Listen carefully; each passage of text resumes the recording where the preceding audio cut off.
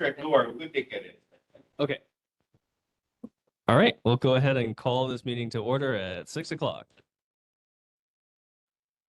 And starting with City and County of Honolulu reports, Honolulu Fire Department.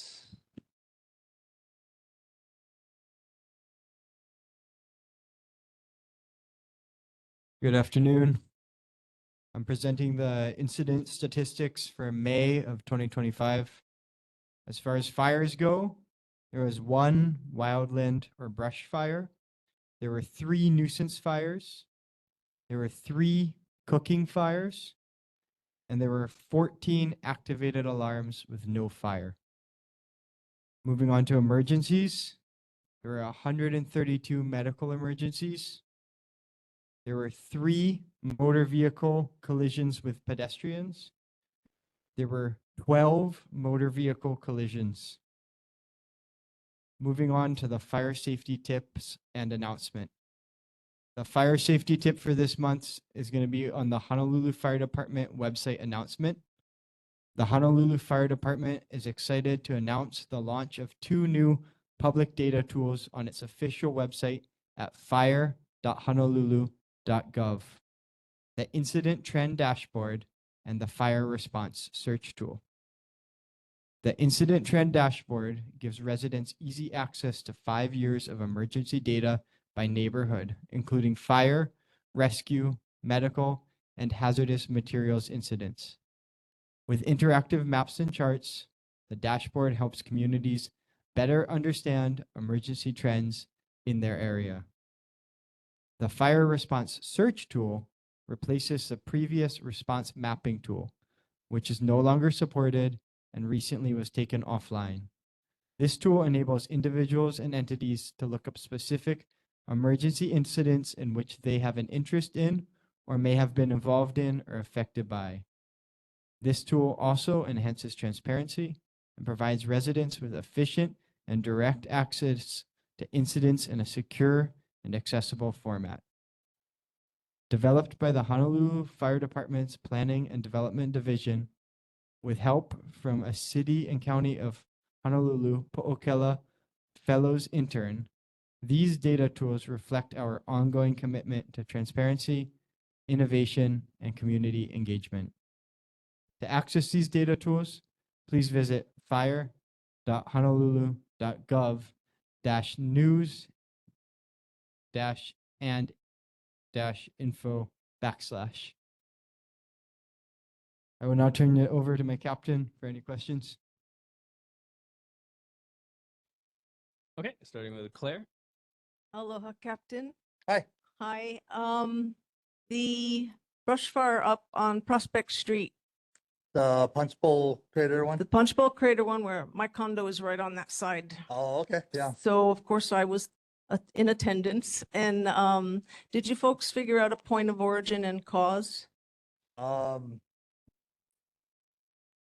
it did look like it was at the base where those that barrier for the rocks tumbling down. There looked like a little mini camp over there, but it wasn't conclusive. Okay, yeah, there are increasing homeless folks on that side of Punchbowl too now. But to watch you guys going up and down that mountain in turnout gear, all respect. Thank you very much. He enjoyed it. Me, not so much. He had fun. Okay, are there any further questions from board members? Sam. This new, on this new computer program that you have, Mhm. does it list the homes that have been found, fireworks, things like that? If that hazardous material, is that part of the database? So it does specify hazardous materials as part of the database, but as far as what it takes to have it entered in there, this is actually new to Brand me. new. Yeah, so I I don't haven't know anything about it. Yeah. basically at this point, you know as much as I do. Yeah, I was watching the other neighborhood board meetings and they're Oh. all talking about it in all the board meetings. Yes. Nobody's really asking questions what's actually in there. Mm, So Go that check would it be out. very interesting Yeah. if we could see that because as you know, we have a big fireworks problem Oh, in yes. Makiki. And if we knew where this stuff is, it would be a helpful. So on the Honolulu Fire Department webpage that we have, there's a news and info that you can check, and that's where the announcement is, and it should be up and running. But I personally haven't checked it out yet. Thank you. Okay, any further questions from the board? Oh, yep, Richard. Hey, Richard. Hi, Captain. I'm looking it up right now. What exactly fire.honolulu.gov-news and So something else? if it should have a news and info tab you can select. Oh, news and info. Yeah. Okay, thank you. All right. I can't believe I answered a tech question. I'm kind of proud. I can retire now. Take an ice cream. Oh my God. My husband's retired. Oh, yeah. Okay. Okay, like- seeing no further questions from the board, are there any questions from attendees? Hi, June. Okay. Yeah. Oh. I'll bring you a mic, hang on. She's just asking if we hear all the race cars and so forth. Only like 23 hours a day. It's bad. Oh, not specifically as far as, yeah. Oh. I'm not too sure. I just found out that this guy hears the chicken at 3 a.m. So, you know. Yeah. Yeah.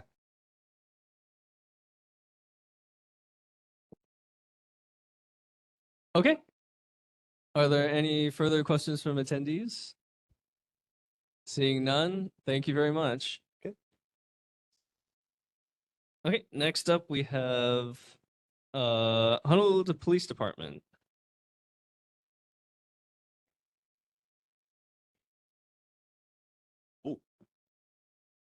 Good evening. I'm Sergeant Wakabayashi. I'm one of several sergeants that cover this area, Makiki and Tantalus area. Yeah.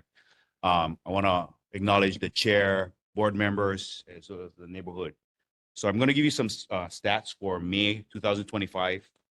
Motor vehicle thefts was 13 this month compared to 7 last month. So it looks like all the crimes are actually on heading upwards. Yeah. Burglaries was 12 compared to 10 last month. We got theft of 26 compared to 17. So UAMVs, which is breaking into motor vehicles, that jumped from 8 compared to 7. Assaults, meaning like punching in the face or, in neighborhoods, that was at 12 compared to 5. Sex assaults was at 0. Graffitis dropped. It was only 1 this month compared to 2. And then drug cases went from 3 compared to 7 the month prior. Just to let you folks know, there was numerous complaints from Carol Fukunaga's office addressing 666 Prospect. Units have been checking daily. We are currently working with other agencies like DLNR, the state, because it's private property, also federal property. So we need to work with them. So I think we're going to have to see if they can cut the trees because the fire is a big concern also.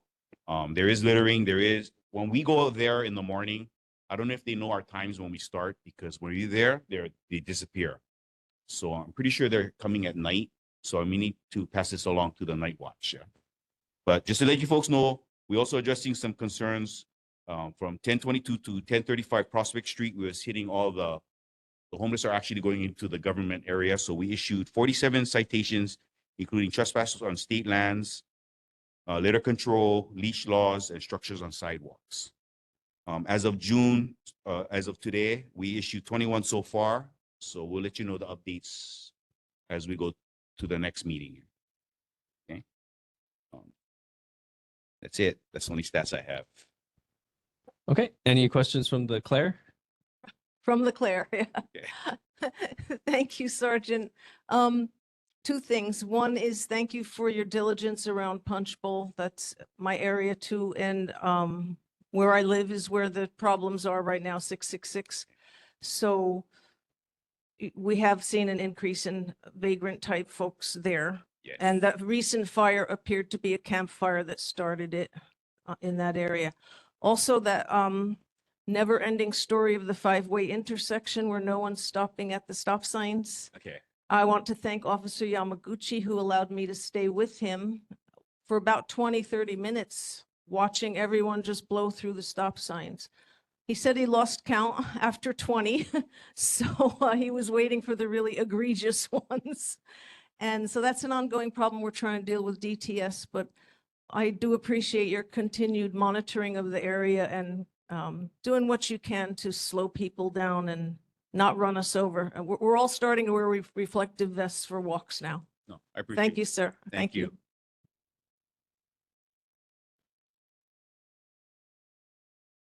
Okay, any further? Yes, I'm sorry, I am Adam. Adam, yes, Adam Kirchman.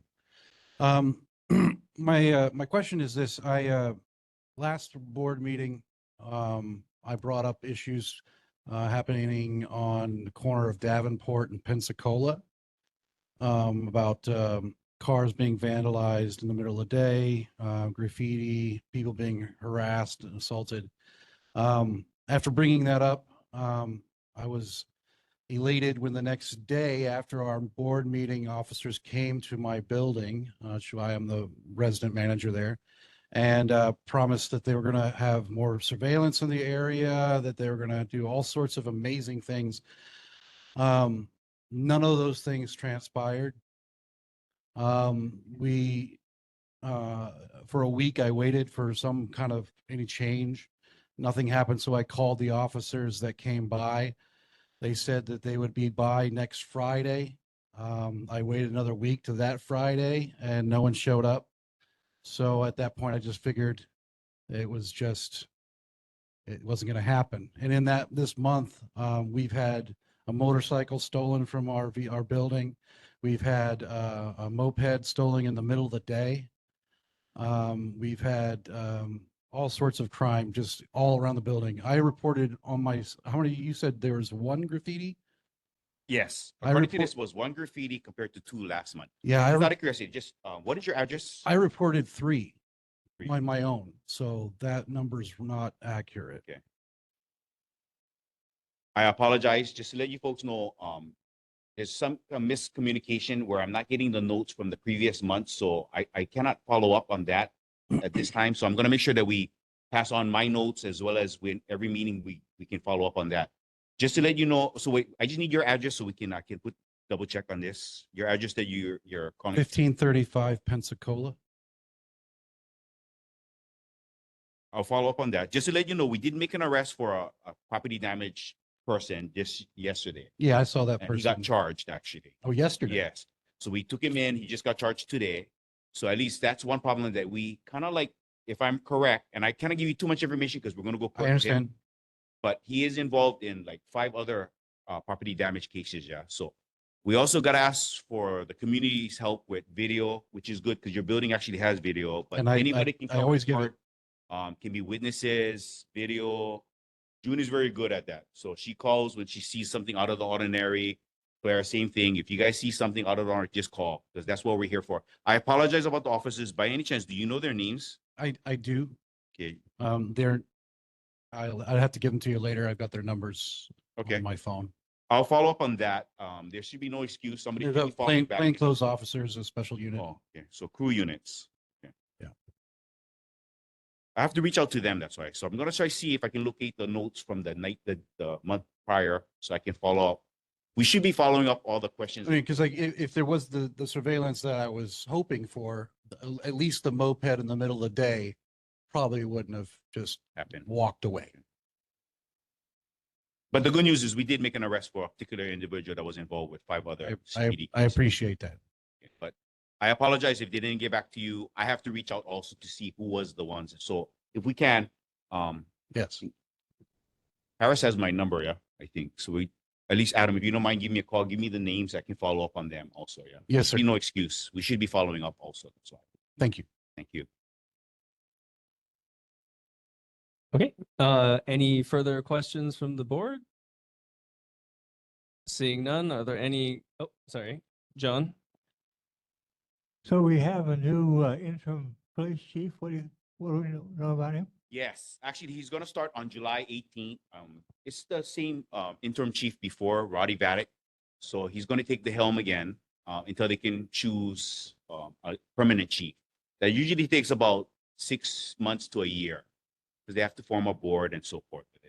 But he's in great spirits. He's looking at moving forward with the department. Yeah, and we're currently short over 450. Yeah, so I think that's island wide, not only for us. I think it's also for HFD, ambulance. So not making excuses now why we're not going around. You're not seeing too much officers, but hopefully he can make some positive changes.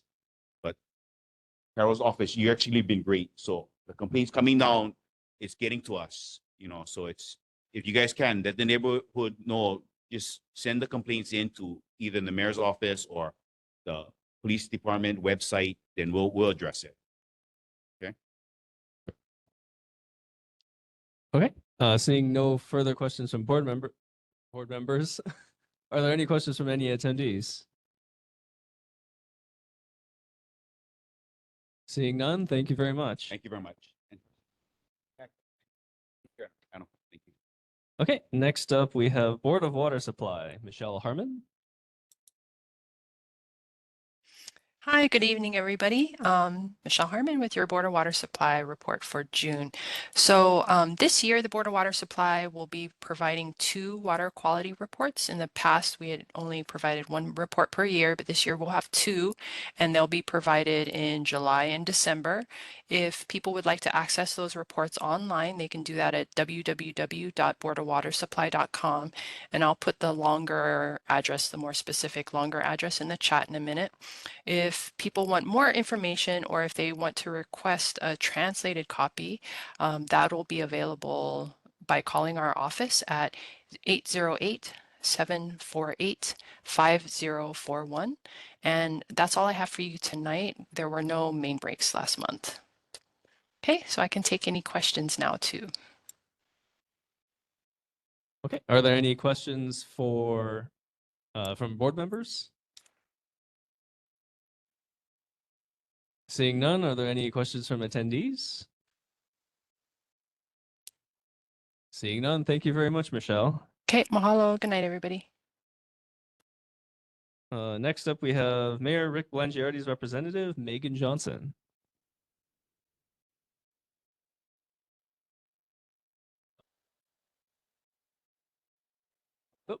Oh, I believe you are muted, Megan.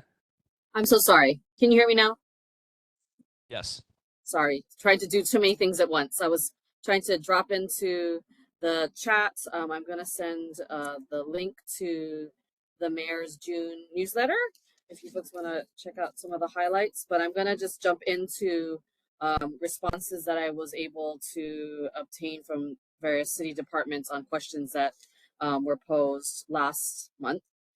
So the first set of questions relates to the conditions of the buildings at Makiki District Park. So the first question is, what options are DPR evaluating to secure the basement of Building 42, where the United Korean Association of Hawaii is operating, so people who enter the building and use the stairs cannot access the basement? So this is the follow-up response from the Department of Parks and Recreations regarding basement security options.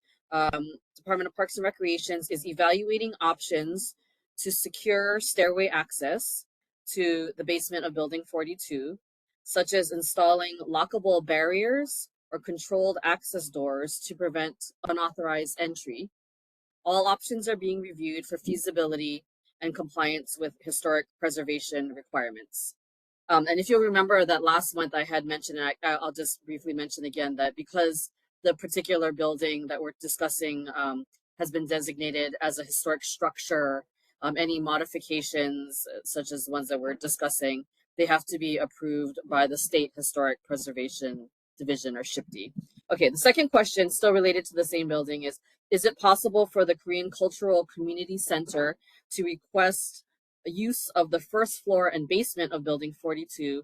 And if so, what is the request process? So the answer is yes, the Korean Cultural Community Center may request use of the first floor and basement. Requests must be submitted through the Department of Parks and Recreation's standard facility use application process. Shared use is prioritized to support diverse programming, and space availability is subject to current permit schedules and operational needs. And then the third question relating to the same building is, when will the Department of Parks and Recreations request approval from the State Historic Preservation Division for modifications to Building 42? What are the cost estimates for Building 42 repairs and security improvements? And the response to that is that the Department of Parks and Recreations will submit a request to the State Historic Preservation Division for review and approval once preliminary security and repair plans are finalized. Because Building 42 is a historic facility, the State Historic Preservation Division's input is required before modifications can proceed. Cost estimates are currently being developed and will depend on scope of repairs, required approvals, and available funding. My next update is regarding a request to repave Ward Avenue. The question was, can the Department of Transportation Services please repave Ward Avenue from Kinao Street to Lunalilo Street? The response to this actually, we were referred to a different department, the Department of Facilities Maintenance, who determined that this particular portion of Ward Avenue from Kinao Street to Lunalilo Street is under the jurisdiction of the State Department of Transportation. So I just wanted to ask if the board's governor's representative, if you folks have one, to please refer this question to them. Unfortunately, we're not able to assist because it's state roadway.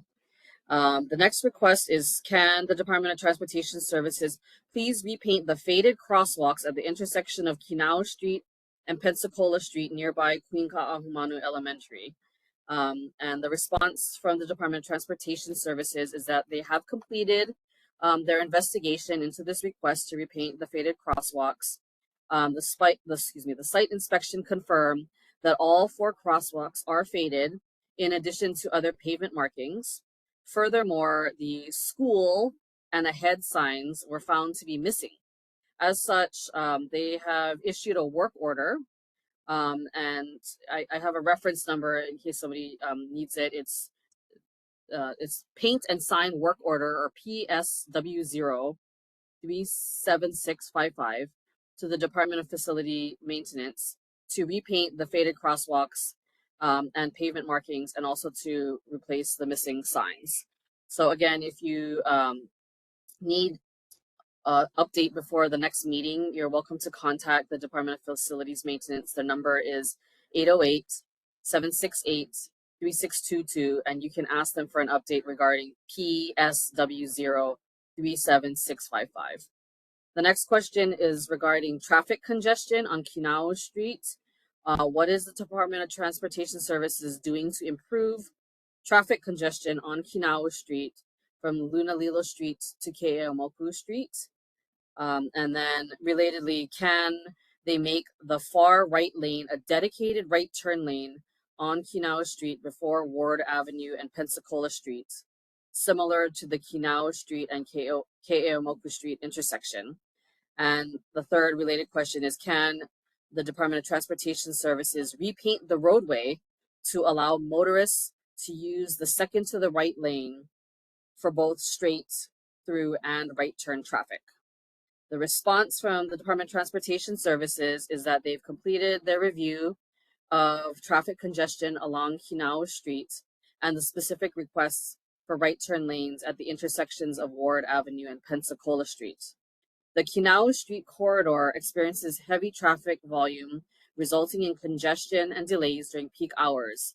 Implementing dedicated right turn lanes at the intersections with Ward Avenue and Pensacola Street would reduce through lane capacity and exacerbate congestion during peak hour periods. As such, the Department of Transportation Services does not recommend adding dedicated right turn lanes on Kinau Street at this time.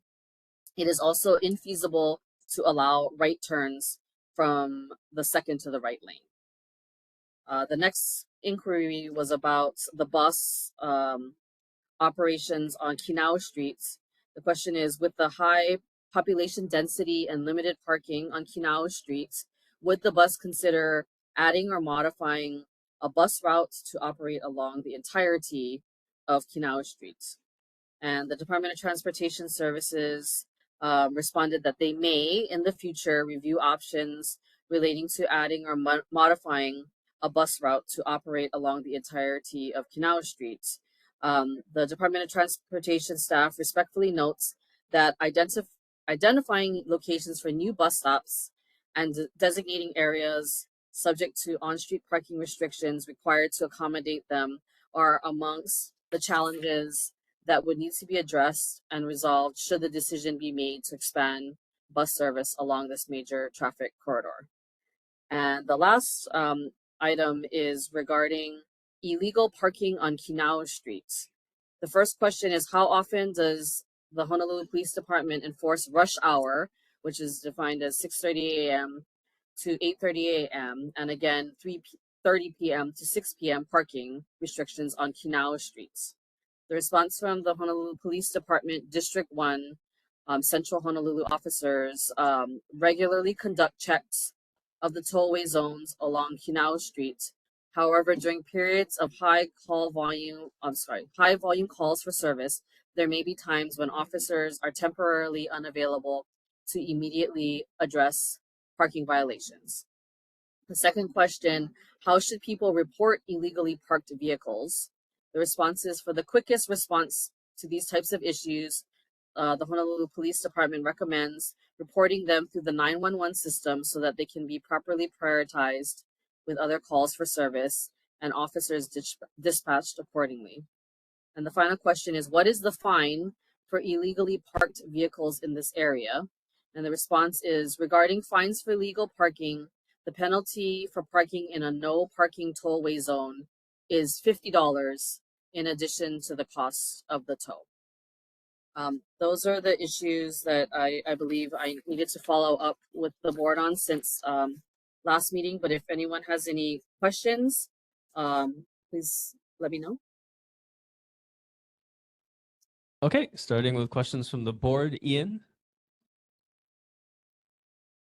First off, as always, thank you very much for that impressive report. You touched on a lot very quickly. Two things. One, I might be misremembering, but I believe we had only asked about a second optional right-hand turn lane on Pensacola and South Baratania, not Pensacola and Kinau Street. I might be wrong. Maybe someone else also asked about that, but we were interested. To that point, the South Baratania Pensacola intersection already has one dedicated only right-hand turn lane. So it's not as though we're asking it be moved from forward or right to only right. We're just asking for a second potential optional. Again, maybe someone else asked about Kinau, could be wrong there. Second point, I had a concern from a resident at 1517 Makiki Street. Specifically, parking, they say, is getting too close to the in and out ramp for their building, and that there's been a lot of speeding. So some of their residents are having a little bit of, they're describing some fear and danger from cars going by really quick, maybe trying to whip around to use the roundabout on Makiki Street. I'd love to hear back if DTS thinks that it might make sense to put clearer red lines, put clear parking zones, paint those, or what else might be able to be done. Thank you so much. I will follow up on those questions. Thank you. Okay, are there any further questions from board members? Seeing none, are there any questions from attendees? I believe there might be one online from Kahanu. Oh, let me look. There's a question I can read out loud. Apologies if this was brought up in the past meeting.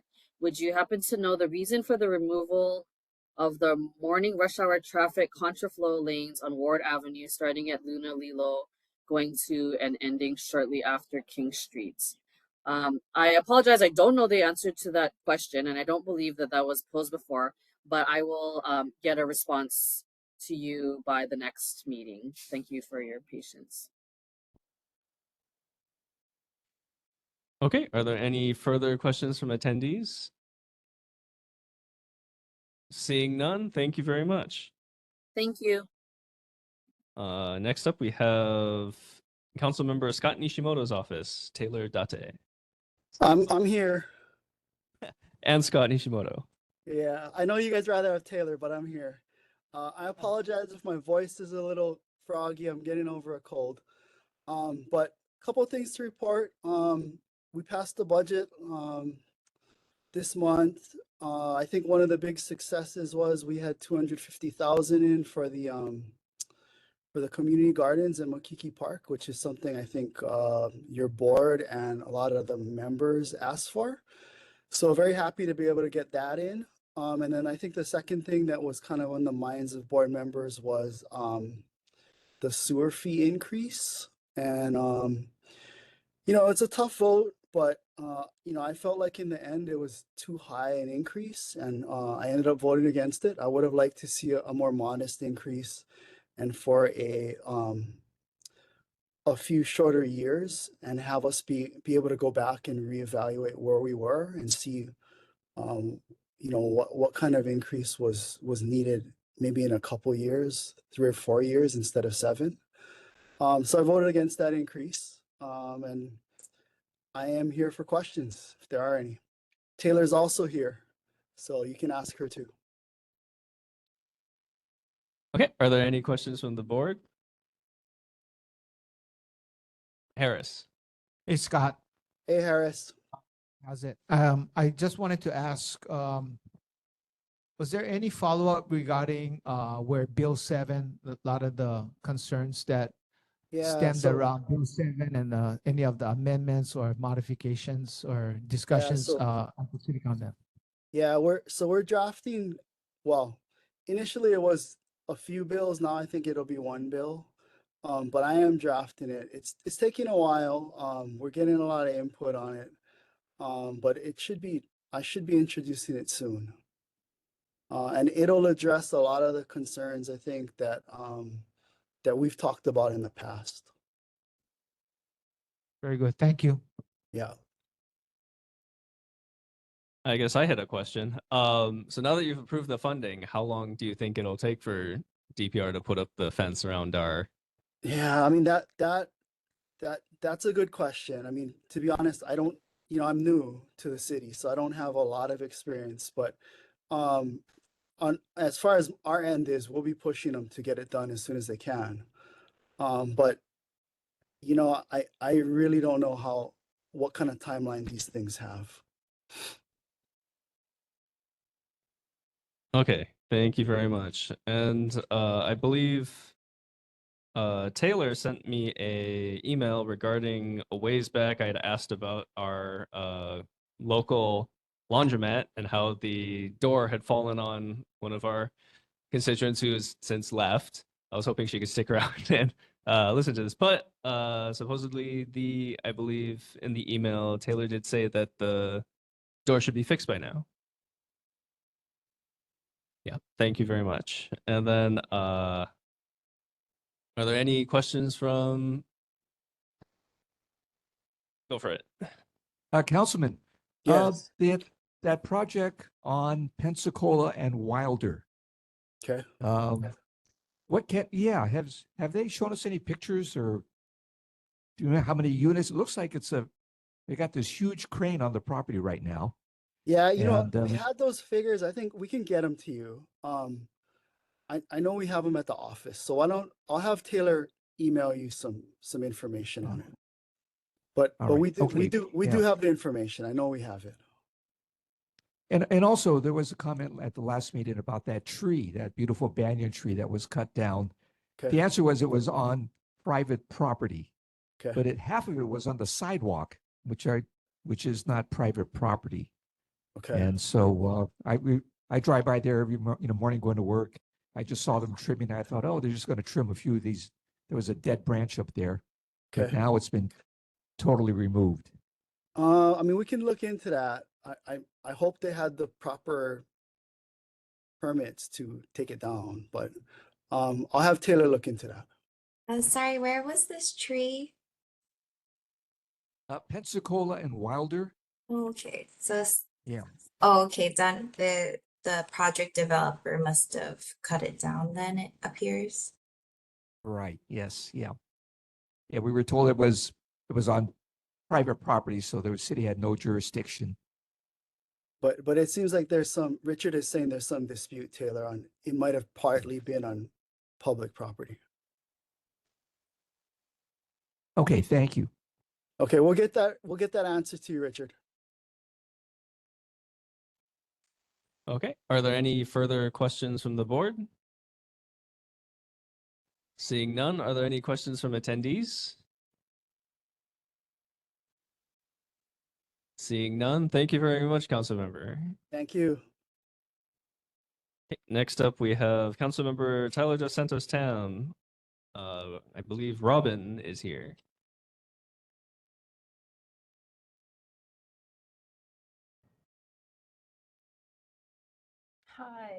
Hi, good evening, everyone. So it's in our June newsletter is in the drive, should be in the drive, and an update, a quick update. We had our game rooms package bills that we partnered with Andrew Topola's office with signed today in YNI. That was bills 11, 12, and 13 of this year. And there's an opportunity for an assistance program for electric bills. We were given that information in our office, and I've shared that in the chat box. And then also our committees have changed, so I wanted to give that update. As I'm sure some people are aware, we're now chair of the Government Efficiencies and Customer Services Committee. And yeah, that's kind of a brief update, but if anyone has any questions, I'm here. Okay, are there any questions from board members? Ian. Just real quick question for you, Robin. When you say the bills were signed, do you mean the mayor signed them into law, or do you mean you just had like co-signatures signing the bill? Thank you. Right. Yeah, the great question. So it's just ceremony. So it was the mayor already signed them, but it was just like the public appearance and gathering all the stakeholders that were involved together. And yeah, it's just the ceremony. Thank you. Okay, seeing no further questions from board members, are there any questions from attendees? Nancy, if you could come up to the microphone, please. Aloha. Can you just reiterate what is happening with the fireworks for next week? Well, 2 weeks. And if you could give us your name in full, please. Thank you. Oh, sorry. Nancy, I just assume you all know me. Nancy Debikotswani, 1011 Palm Drive. What is this? Sorry, pertaining to specifically the fireworks? If I could. What is going to be the deterrent? Last year, and again, this is regarding Tipsy Pig. They were lighting off fireworks 2 weeks, 1 month, 2 months after the holidays, and I'm just wondering what's going to happen on July 4th and what's going to be done in these neighborhoods. Yeah, I don't know if thank you for the question. I don't know if HPD was able to make a statement about that, but hopefully that there's with recent tragedies and injuries this year, there's a step up in enforcement. But we can definitely coordinate with our law enforcement partners, yes, to make sure. It's a great question. Thank you. I can probably email Chair Char more details about this to see what we can do. Yeah. Sounds good to me. I can share that if you do reach out. Okay, that would be great. Are there any further questions from attendees? Okay, seeing none, thank you very much. Yeah. And with that, that ends the city and county reports. So then we'll move on to community concerns from residents. Residents, not board members, can share comments and concerns that are not listed on the agenda. Per the Sunshine Law, concerns not on the agenda may be presented, but the board cannot take action. Are there any community concerns? Seeing none, we'll move on to State of Hawaii reports. Starting with Governor, oh, sorry, Nancy, you have a community concern. Yep, if you could come up to the microphone. Sorry, I didn't see you. Hello, Nancy Swanee again. Okay, so, and this is all, everything, right? All concerns, okay. 3 minutes. Was it March 1st? We had a very large gathering, not we. Tipsy Pig Bar and Grill had a very large gathering. There must have been 40 or 50 motorcycles. Harris attended, and HBD, Liquor Commission. They were speeding, going the wrong way, doing tricks, alcohol outside of the bar, all kinds of activity. HPD showed up. I saw the officer leave as I was rushing in, sorry. But HPD was there speaking to us, and there was illegal activity actually happening right in front of HPD as they stood there.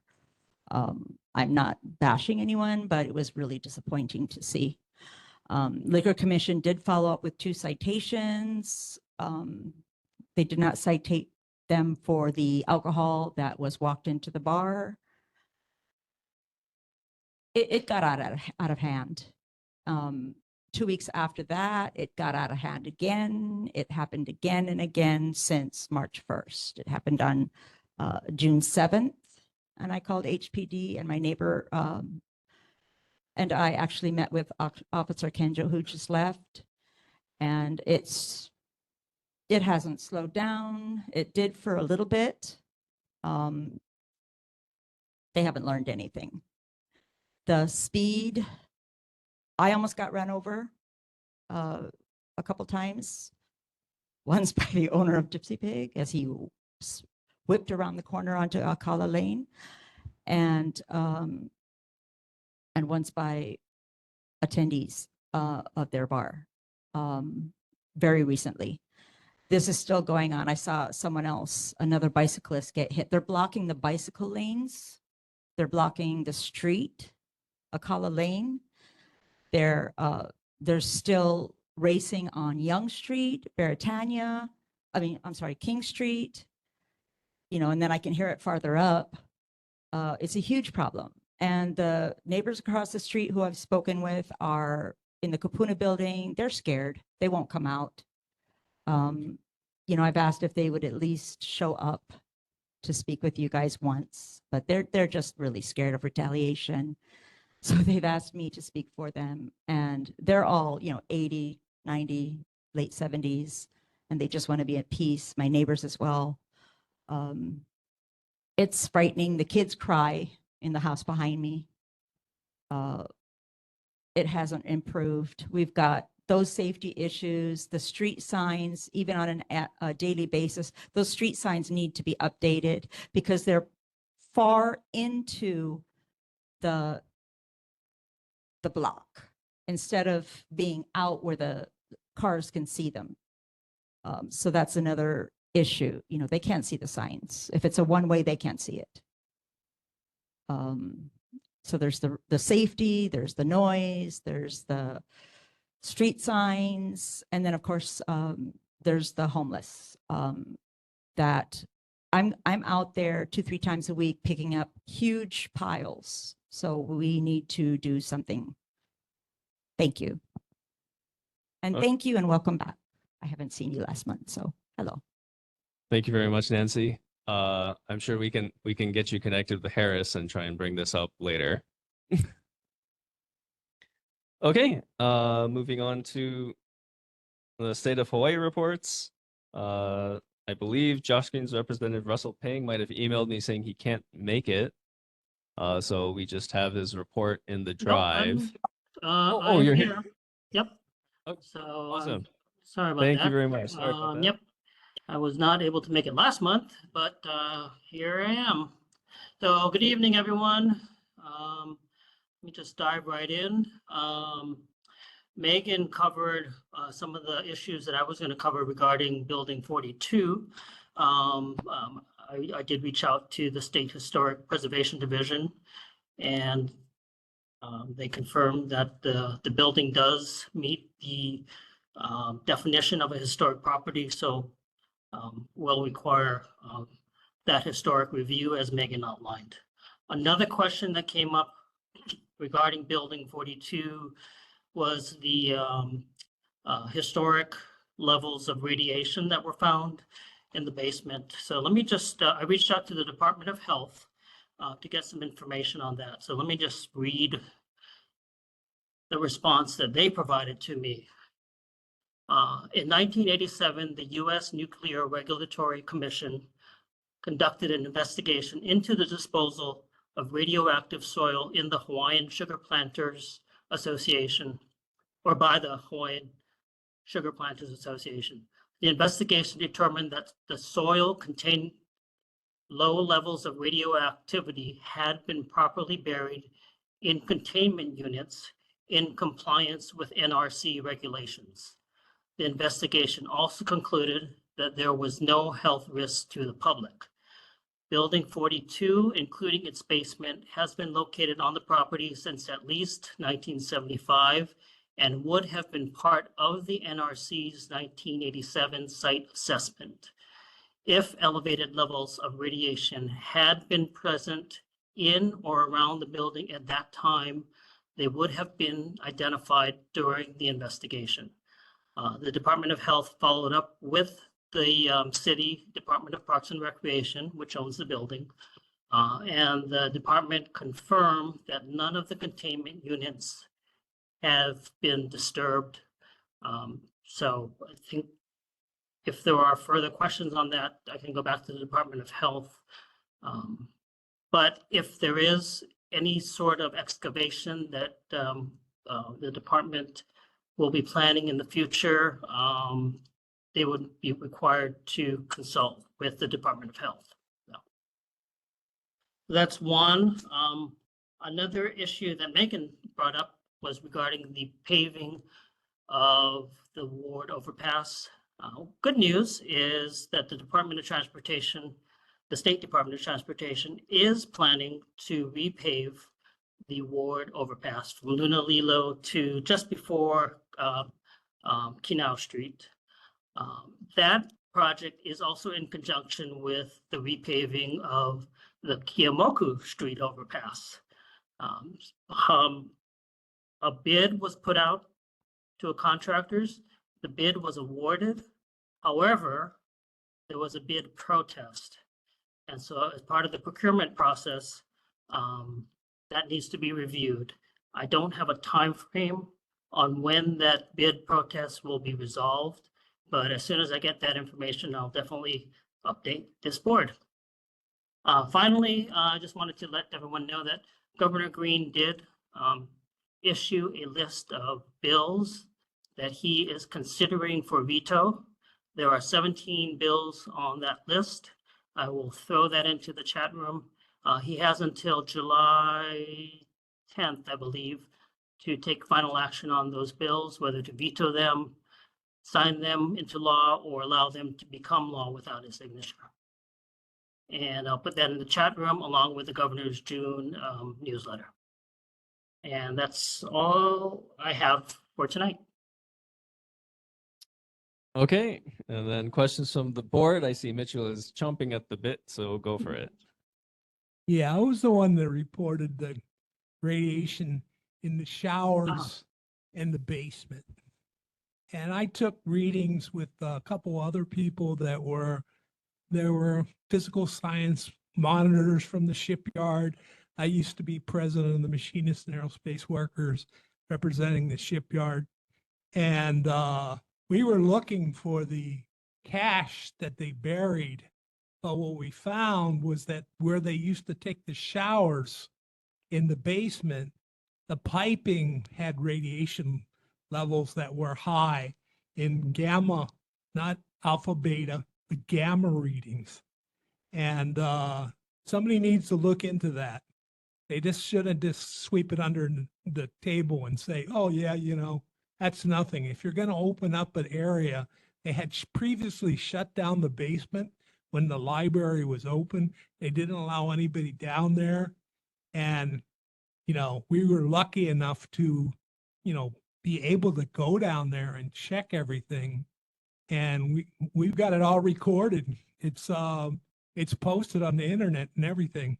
So I think you need to do something about it and just not say, well, they did a report 40 years ago or 30 years ago, because there is a problem. Okay, I will go back to the Department of Health, raise that issue. Also coordinate with Megan at the city, since the building does belong to the Department of Parks and Recreation. Ian? Michelle, Oh, no. are you able to send me that link to, you said that the readings were on the internet. If you could provide that, that would be helpful. I'll go take a look. It's been a while. They used to have this site that they had Geiger counters that have GPS monitors. And when the reactors in Japan got hit with the tidal wave and everything, they were taking samples all over Japan. And because Hawaii had waters coming in, we did the whole island. But I don't know where it is. I have to go and search around and find Okay. those. Yeah. If you find it, thank you.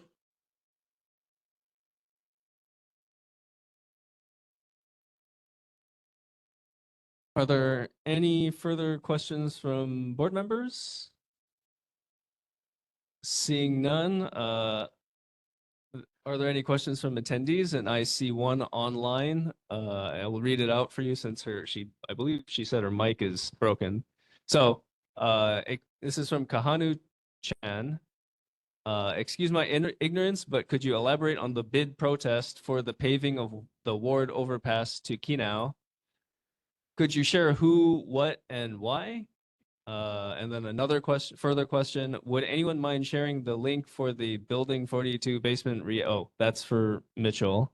I guess, would you mind, yeah, anyone mind sharing the link for Building 42 basement radioactive readings? And then Building 42 or any reference to learning more about this.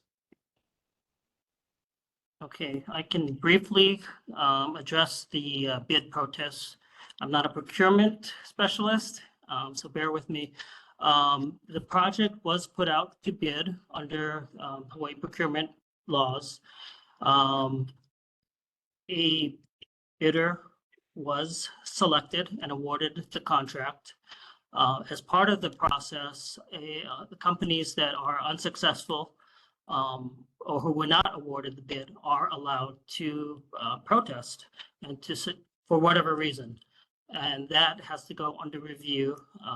And that's currently what the process is going through right now. I don't have the name of the company that was awarded the contract, and I don't have the name of the company that is protesting.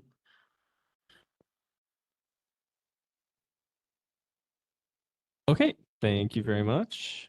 And then, are there any further questions from attendees? Seeing none, thank you very much, Russell. Thank you, Chair. And moving on to Senator Carol Fukunaga. I believe I saw her come in.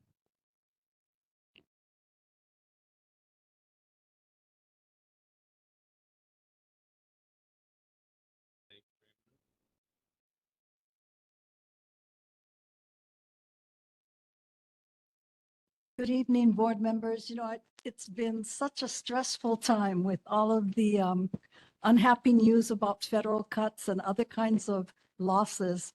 I wanted to spend just a little bit of time talking about some of the good things that have been happening in our community. And I think this neighborhood board has actually done a lot to help spearhead some of the improvements. So some of you may remember we had a public safety meeting last year. And one of the big concerns that came up was we had a lot of vagrancy and homeless encampments. There were problems at the gardens. There were complaints about the conditions of the bathrooms. I mean, it was really terrible. And we were able to get attendees both from HPD and the prosecutor's office. We invited all of the shopping center purveyors and supermarkets, you know, really to try and get everybody talking together to look for ways to address some of these issues. And so the good news is, since that time, not only has the city done some really creative work in researching and discovering that Cartwright Field is the oldest baseball field in continuous use in the United States, named for Alexander Cartwright, the inventor of modern baseball. But a lot of the problems that had been raised during that meeting have now begun to be resolved. So, you know, the community gardens and improvements to the park, I think you can thank your city council members, Councilmember Nishimoto and Dos Santos Tam. Queen Ka'ahumanu Elementary, we did put in an appropriation for high fencing, which ultimately did not survive. The cost was about $3 million. But we do know that the Department of Education has a bulk appropriation in the final version of the budget. And Washington Middle School, not Washington, Princess Ruth Ke'elikolani Middle School in downtown Honolulu and McKinley High School athletic field recently were awarded or received fencing that is designed to prevent people from breaking in. They have sort of spikes along the top. They're a lot higher than the 4 feet that surrounds Ka'ahumanu Elementary School. So in terms of all the break-ins and issues that they've encountered, that's another thing. So for the businesses and others, you know, there's legislation that was pending from this past session. And I believe we're going to be looking to work with some of the businesses and neighbors to see whether or not some of the sit and lie prohibition boundaries should be slightly extended. So a lot came out of those discussions. And I think, you know, also the Nice Neighborhood Committee has done some hard work. And I think the Tipsy Pig area, where HPD has now begun taking a much closer look at that, you know, speeding and other things going on, is really something to be proud of. So thank you very much, neighborhood board members and members of the public. And hopefully as we move forward, you know, we don't really know where we're going to end up at this point, because House and Senate versions of the federal reconciliation don't match, and it's hard to tell where things will be. But for the most part, the cuts look very severe. I did include one of the recent notices that we have received regarding cuts for those programs that affect families and children. We will be looking to utilize some of the material we have received from our congressional delegation to share information about what the impacts of those cuts would be for Medicaid and a whole host of other things. But I think this summer, if we really continue working hard on solving community problems with a little creativity and hard work, then the big problems on the funding side should actually sort of diminish. Because I know we can get a lot done if we work together. So with that, I'm happy to answer any questions. Okay, are there any questions from the board? John? Yeah. Can we find out some way that we can not lose all our science by all the science committees, the university and the law say science doesn't exist? We'd have to do it in our state if we can't get the federal government to do it, but it's a serious problem. We totally agree with you. And for those who showed up on June 14th in front of the state capitol, that was a very strong theme. And I think if, you know, necessary, if the cuts are severe, then definitely the state is going to look to see whether or not some of those cuts are among the things that we're going to have to help replenish some of the funding on. But, you know, when you have Medicaid on one hand, you have SNAP, you have cuts to higher ed, you have cuts to lower ed, you have cuts for libraries and public broadcasting and everything else.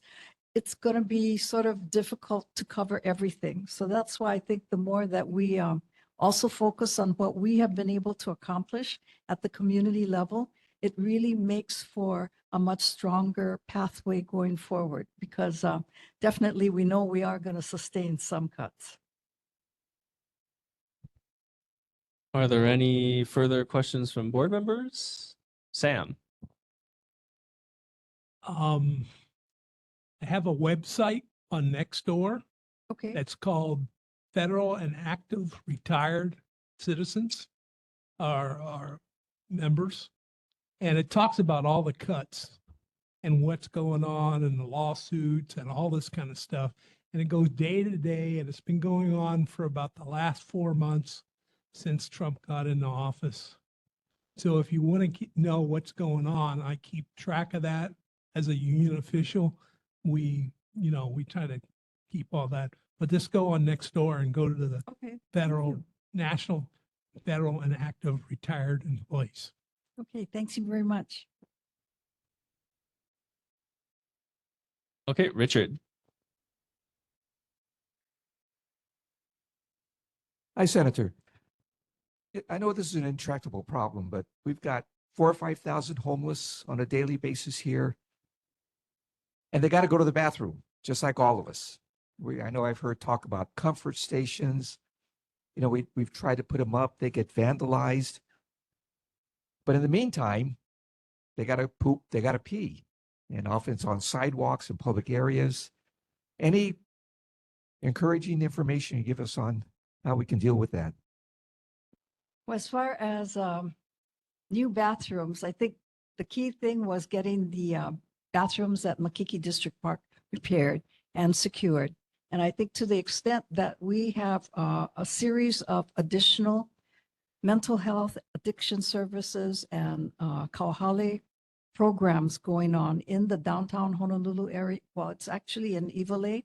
There's a number of additional programs which I think will help us get more people into some level of service, not necessarily housing, but redirect them into a form of either assistance, medical care, etc., which far exceeds what we had available before. So the, I guess, state homeless coordinator has recently invited us to participate in a site visit of the new Kauhale and Iwalei. And I'm very encouraged because all of the problems and the mistakes that we made, over the last 10 years, where we initially started with those shipping containers at Halemaliola on Sand Island, which sounded like a good idea at the time, but that location was so remote, the contractor, IHS, had to set up a whole bus route service because there were no buses going past there.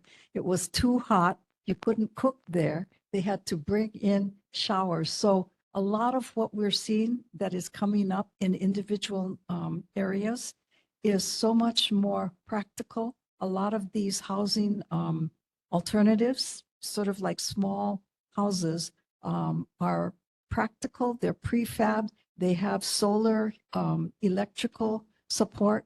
They're able to have air conditioning. And you can see how in small clusters, even in church areas, you could actually do quite a bit with some of these types of structures. So I sort of feel like we're on the second generation of all the homeless solutions that we spent the last 10 years working on. I think for many of you, you remember 1506 Pi'ikoi Street when it was first developed. And we went back and forth. And, it finally got established as a safe place, for homeless individuals who had children or family members. But I think for the next iteration of what Kauhale can be, if we can have small clusters in all neighborhoods, but in locations that are safe, that are secure, that are supported within the community, it will be much easier to disperse the thousands. Okay, Ian.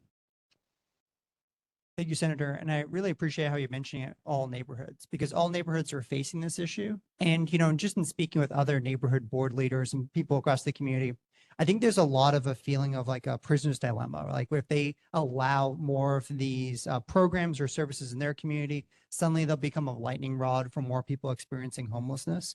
And I think really trying to emphasize a way in which all communities are served roughly in a similar time scale so that no neighborhoods are feeling taken advantage of and we all benefit from these increased services could really be a good way to go.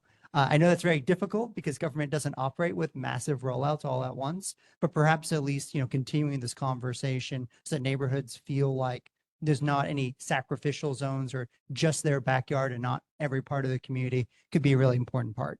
Thank you. When I think the good news is that, when you compare some of our early experiments, with housing alternatives, we've been through a lot of different variations. And I think the Kauhale model that is now in play and with Jun Yang as the new state homeless coordinator, there's a focus on how do we do this in a practical way. You have to keep the procurement requirements in mind. You have to keep the costs in mind. But at the same time, if those structures, can be solar powered, they have facilities that are like group bathroom, toilets, shower, and washing machine facilities. There are so many new improvements that are on a relatively small scale. You really begin to see how we can do this in respectful ways within all communities. You don't have to have a huge structure or a large building in a location in order to provide services and support. Sam? One of the biggest problems I see with bathrooms is the new rail system. They don't have any bathrooms. And it's because the mainland says, well, we don't want bathrooms because the homeless hang out in the bathrooms, so we're not going to build bathrooms. And it's like, as you get older, you got to have a place to go. You just can't hold it for hours. And I don't know what they figured into that, but they're going to have to, in the end, they're going to have to put up porta potties, in these things because they never got beyond. I mean, we had board meetings talking to the rail guys saying, hey, you got to do this. And they didn't listen to anybody. They just said, we're going to do this. Well, there is a meeting coming up in June for the Chinatown Yes. station. So I encourage anyone who's interested to attend because that is a very legitimate concern. And I know that people who have ridden Skyline, they like the ride, but they are concerned. They can't about hold lack it. of Yeah. bathrooms. Thank you. Are there any further questions from any other board members? Seeing none, are there any questions from attendees? Nancy, if you could come up to the microphone, please. Aloha, Carol. So have we considered, this has probably been discussed, but have we considered the mobile bathrooms and showers? I know that those there are some in place, but what is the status on increasing those? And also, what is the status on the speed deterrence? The safety and speed deterrence for King, Beretania, etc. Where are we at with that? To my council colleagues. As for mobile restroom facilities, there are at least 2 that we know of that have been dispersed to various areas. And I believe they operate under contract with one of the homeless services providers, and I can get that information and send it to the neighborhood board. But if anything, that would be useful to have kind of on a rotating basis because, in my prior experience in representing downtown Chinatown, we initially tried to install standalone restrooms. And what we discovered in the downtown Chinatown area after months of discussions was that nobody wanted to have one of those facilities near or next to their property because they thought it would become a magnet. And so I think, the notion of mobile facilities that you see on the road from time to time, I've seen them along, what is that? The roadway that passes Royal School. They park there, they're in Chinatown, they're in other locations. That is probably the simplest and most practical. And we do have some good vendors. Are there any further questions from attendees? Seeing none, thank you very much. Okay, next up, Representative Della Albalati. Good evening, Chair. Good evening, neighbors. Thank you for having this meeting again. I'm going to follow Senator's lead and talk about some positive things that we were able to accomplish. I served my first year as chair of the Committee on Public Safety, and one of the really important things that we did this year was the passage of House Bill 1064, which formally established the Office of the State Fire Marshal, who I hope many of you have seen on the news, has been finally appointed and announced by the governor and the State Fire Council. In addition to HB 1064, which formally established, we're the last state to establish a formal Office of the State Fire Marshal, we also passed Senate Bill 223, which authorizes the Department of Land and Natural Resources to establish an independent program relating to prevention, control, and extinguishment of wildfire fires. It also authorizes them to help and assist with fuel reduction on lands not set aside to the department. So really, we know that there's lots of adjacent lands to DLNR lands that need assistance. And so that's one of the reasons for one of the important, significant reasons for the passage of Senate Bill 223 is recognizing that we need to do more to help communities become fire safe and to reduce potential for fires. Shortly after the closing of the legislature, there was actually a fire along Punchbowl in early, I believe early May. And so it really hit home the necessity for these kinds of programs. So I was very happy that we were able to accomplish that. There were many things left undone, however. Some of the disappointments that I had in the legislative session was failure of really strengthening some of our statutes to ensure due process rights. We are now seeing those kinds of rights violated across the country, and I do not doubt that there are some of that happening here in our state. So my hope is that we can return for a special session to do some of the work left undone. We did not follow through on many good government reforms that I have been supportive of, so that's another area that I think we need to work on. Again, the House and the Senate have set aside 3 dates in the summer or in the upcoming months, the weeks of August 25th through August 29th, September 29th through October 3rd, and November 17th through the 21st for potential special sessions. This is in part simply to address what we know is going to be a very rough federal budget cycle and the understanding, I think many of us understand the need for us to have to come back into session to shore up what is going to be a very, very scary times for many of our programs if the federal budget continues to move along the way it looks like it's going to go.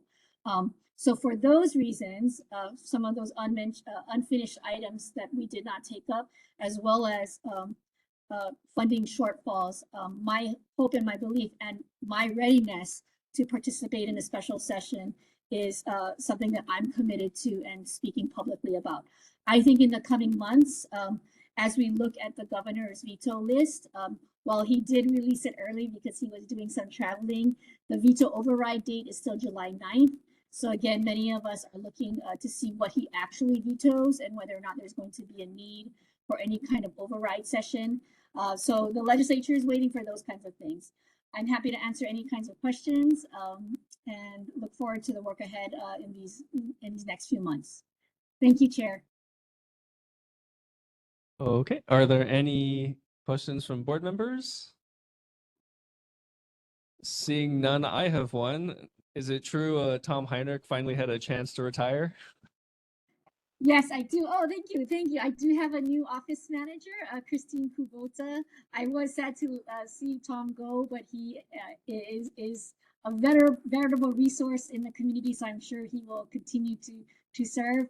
And Christine Kubota has just turned on her camera, so she's my new office manager, and we are gearing up to full strength to be prepared for anything that comes this summer. Thanks, Christine, for being here. Thank you very much.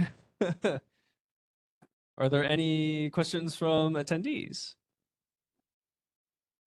Oh, yes, if you could come to the microphone and give us your name. Hi, good evening. My name is Kevin Lai, and I'm actually a resident from the downtown Chinatown Neighborhood Board number 13 district, but I'm happy to visit tonight. But I do have a question for Representative. My understanding is that HRS 514B dealing with condominium associations, there was a recent change that now appears to have eliminated the ability for associations to collect ballots for a vote pertinent to their condo association for no more than 60 days, whereas there prior was an opportunity to collect ballots for a measure over a period of almost 1 year.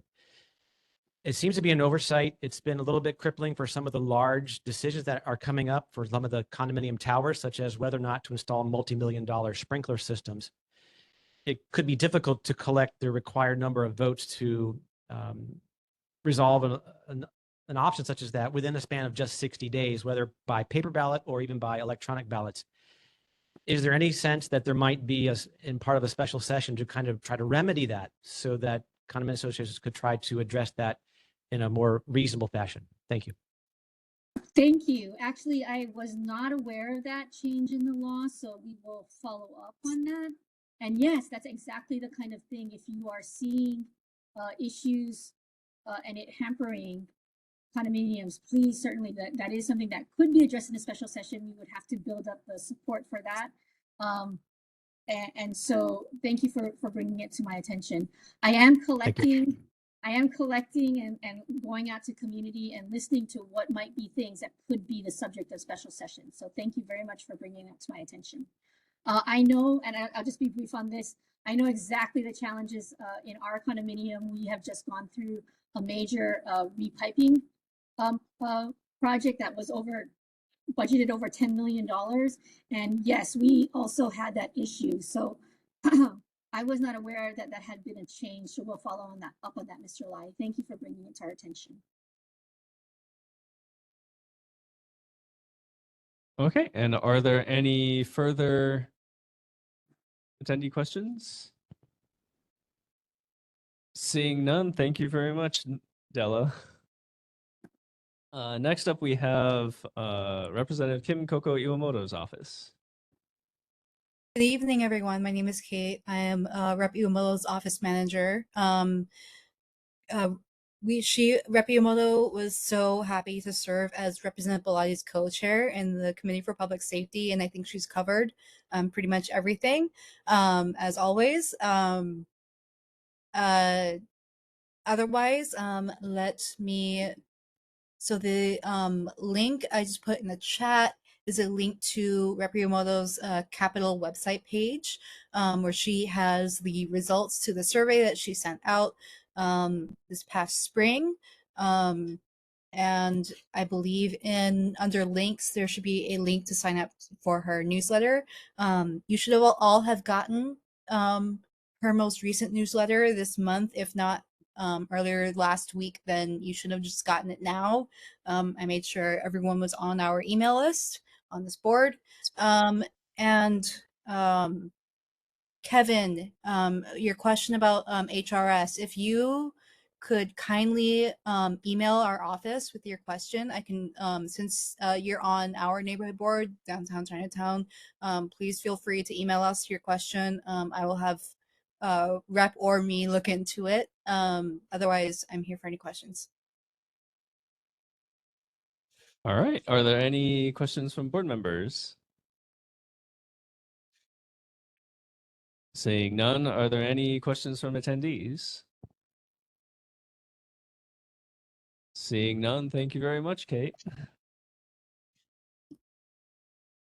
Moving on to Representative Ikaika Olds. I believe I saw him online. Good evening, everybody, chair, members. Ikaika Old, House District 23. Oh, all right. Can you folks still hear me? Yes, we can hear you.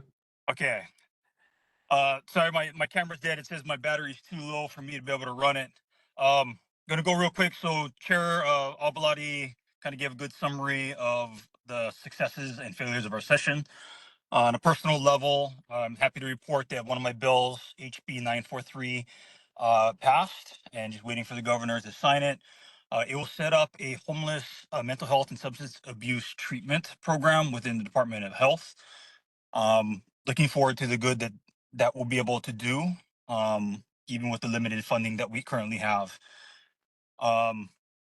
With that, I have a survey going out to the constituents from that are attending this meeting in my district, and I'll take any questions. Are there any questions from board members? Claire? Thank you, Chair. Representative Olds, this program you're 943, where are you planning on setting it up? Is it going to be down in Eva Lay or a mobile situation? What's the plan, please? So it's going to have to go through a bidding process. The intent and my hope is it will go into Eva Lay because IHS already runs of the program, a pilot. And so it would be really nice if the program was to be continued by them because they are already doing it and they're doing a lot of good work. But if it doesn't, there are a lot of great opportunities for the neighbor islands and particularly the Leeward Coast. I would actually love to see it being operated by Waianae Coast Comprehensive. I think they would have the ability to be able to execute the program well, given the limited funding that we have for it for the next 2 years. But it's going to be a bidding war, and whoever wins it will be able to operate it wherever space that they're at. That's great news. And yeah, yes to Eva Lay and IHS, and Waianae Comp is our gold standard for federally qualified health centers. Thank you, Representative Olds. Thank you, Chair. Yes, ma'am. Are there any further questions from board members? Seeing none, are there any questions from any attendees? Seeing none, thank you very much, Ikaika. All right, thank you. Next up, we have Representative Andrew Garrett. All right, good evening, everyone. Great to be here. Going last of the 4 House members, I think just about everything has already been said. But I just wanted to say for residents of District 22, I did send out my newsletter earlier this month, so you should have received it in the mail. I encourage all constituents to complete our survey. Although we just adjourned 6 weeks ago, we're already thinking about planning for the 2026 session. It's never too soon for that. So if you guys have any ideas about legislation, now's the best time to get it to us so we can do the appropriate research and whatnot. Yeah, Representative Bellotti did mention the special session. I'm guessing we're going to come back in the fall, probably in the November period before Thanksgiving, just so we can react to what the federal government does or doesn't do, so we can figure out where we might have to backfill some potential spending areas. Member Steelquist, I really appreciate your comment about, the administration kind of taking this anti-science slant. I chair the Higher Education Committee in the House, just finished my first term in that role. And one of the things we're very concerned about is the impact of all these cuts on the university itself. I had a call with the dean of the School of Ocean and Earth Science Technology recently. They notified me that the Office of Naval Research terminated a $3 million climate change grant. So that's probably just the tip of the iceberg, no pun intended. So we'll have to figure out, if it's appropriate for the state to step into some of these areas. So, climate change, it's definitely real. I don't think there's any arguing about it. We're right in the middle of hurricane season. So it is going to have impacts to us if, the National Weather Service or NOAA is receiving less money. And it's definitely going to impact our preparedness as well, as we hear about FEMA potentially getting their budget cut as well. So didn't want to go negative, but just wanted to remind everyone, these are the times we live in and the legislature is prepared to act. So with that, I'll stop and see if there are any questions. And I'll just include my link to the newsletter in the chat for people online. Thank you. Are there any questions from board members? Oh, Richard. Representative, just real quickly, tell us, I see everybody has fireworks on our agenda here, but give us a quick rundown what happened about that. Sure. I think Representative Bellotti might have had committee jurisdiction over it as the public safety chair, but I believe we did pass 4 or 5 bills dealing with fireworks. The one of them is to give funding to the Department of Law Enforcement to do sting operations to make it easier to try to catch people in the act. I think what we learned during the session is that there's quite a few laws on the books already. It's just really been a matter of enforcement and giving the appropriate agencies the resources they need. We're also going to be allowing drone footage on public areas to be used is evidence. And lastly, we're going to, there was a bill that's going to lower the burden of proof to get a guilty verdict in terms of some of these violations.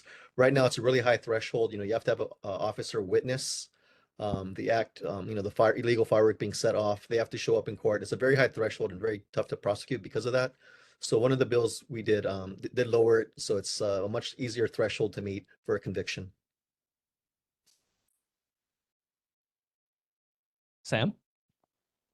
Garrett, I don't know, this is before your time, but 3 years ago, we passed a resolution on this board on fireworks, talking about a lot of these problems about, coming in the mail and, what to do about it, drones, all kinds of stuff. And we have a website on Nextdoor. It's called Stop All Illegal Fireworks. And 3 years ago, we started it. Now we have 500 people on it. And there's all kinds of stuff reporting all that's going on. And it's a good resource if you want to know what's going on. Okay, Sam, I appreciate you mentioning that as a resource. I'll definitely take a look at it. Thank you. Are there any further questions from board members? Seeing none, are there any questions from attendees? Seeing none, thank you very much, Andrew. Thank you. Next up, we have board business and presentations, starting with the approval of written summary for video record Thursday, May 15th, 2025. Does anyone have any corrections? Seeing none, yes. Are there any objections or abstentions to adopting the minutes? Seeing none, we have our minutes for May. So next up, we have the resolution in support of more traffic and pedestrian safety improvements at the 5-way intersection of Prospect Street, Iolani Avenue, and Alapai Street. As the introducer, Claire gets to go first.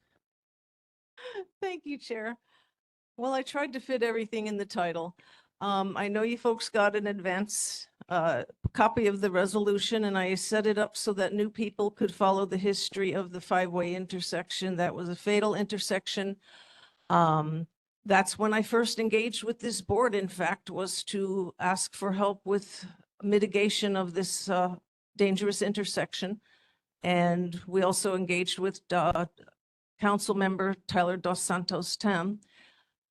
Department of Transportation Services tried a 5-way stop sign in the intersection, which we've now been using for a year. And at first, everyone stopped because they were confused because there were only 2 stop signs before that. Now there are 5. However, very quickly, people started blowing through the intersection, whether rolling, whether speeding. It's actually become more dangerous. And as one Officer Yamaguchi explained, when the crashes happen at these multi-stop sign intersections, the first thing out of people's mouth is, I thought the other guy was going to stop. So we do have an increasing danger. It's much more dangerous for pedestrians. We're wearing reflective vests to cross the street. One of the stop signs is set far back, so you can't make eye contact with the vehicle driver to ensure you can shaka each other and cross. So what I'm asking, as you folks know, this is my last board meeting. And so my ask is that this board continues to try to engage with DTS to have a better solution. They are aware of their potential solutions because there are all kinds of federal regulations and all this guiding what they can and can't do. They are aware of what they are. we are having trouble connecting, and I am working with Tyler Dos Santos TAM's staff towards engaging DTS. We are having difficulty with it. I think our next approach will be the mayor's office. However, since I am leaving this board, I would my ask is number 11. Will you folks take it up and continue efforts towards mitigation of this issue? And I don't know if it's a nice neighborhoods type of thing or a general board. I don't know, Harris, if you want to add that to your plate. You have so much happening with that awesome committee. But the purpose of this resolution is to ask this board, in my absence now, to continue efforts towards making that a safer intersection. Thank you, Chair. Is there any further discussion? Ian? I want to commend Claire on this very well-written resolution. I think you hit all of the very good points on this. I have one point to say on point 11. It says right now that we'll continue to pursue, and with hearing Claire's argument for why she included, I see that. But I think we can potentially do a bit more with 11. You know, we talk about pursuing measures by the Department for Transportation Services. I think based on what's written here, we should just call upon those actions, not merely just say we'll pursue. Before I was going to say remove pursue and add that, but after hearing why Claire added pursue, I would say we should just add on, you know, full on calling upon the Department of Transportation Services to doing it this evening and not just leaving it for the board next year. Thank you very much. I will be happy to entertain any amendments. Claire, would you like to respond?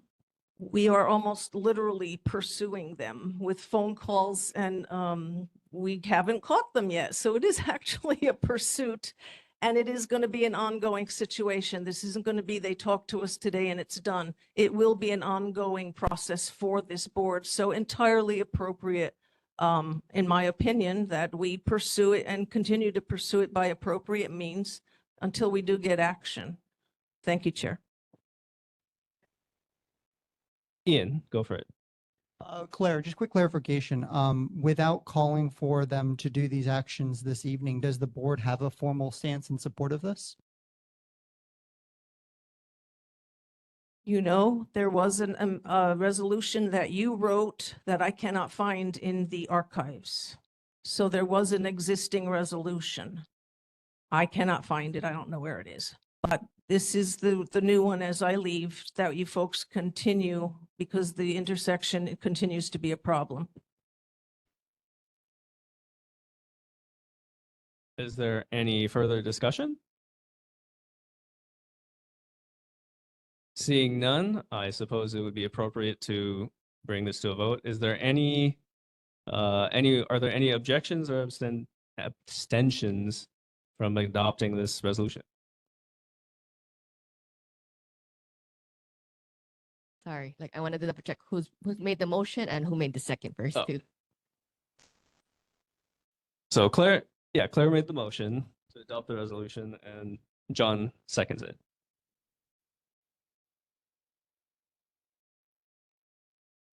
Okay.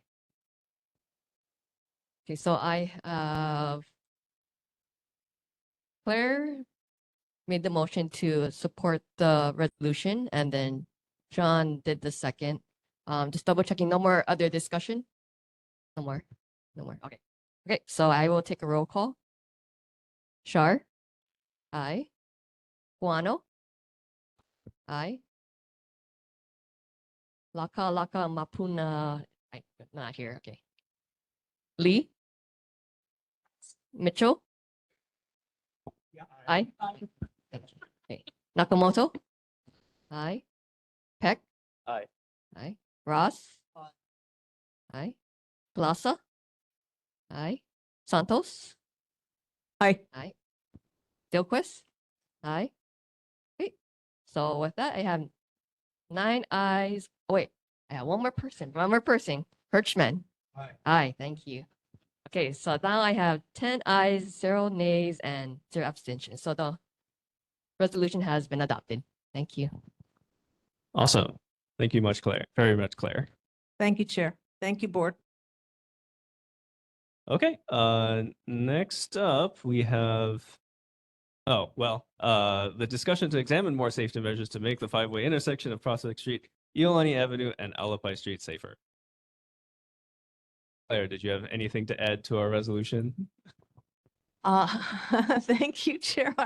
I do not. I gave some potentials and I am aware that the DTS is aware of their options legally, federally, and all of that. So it will be this board working with them towards the best solution.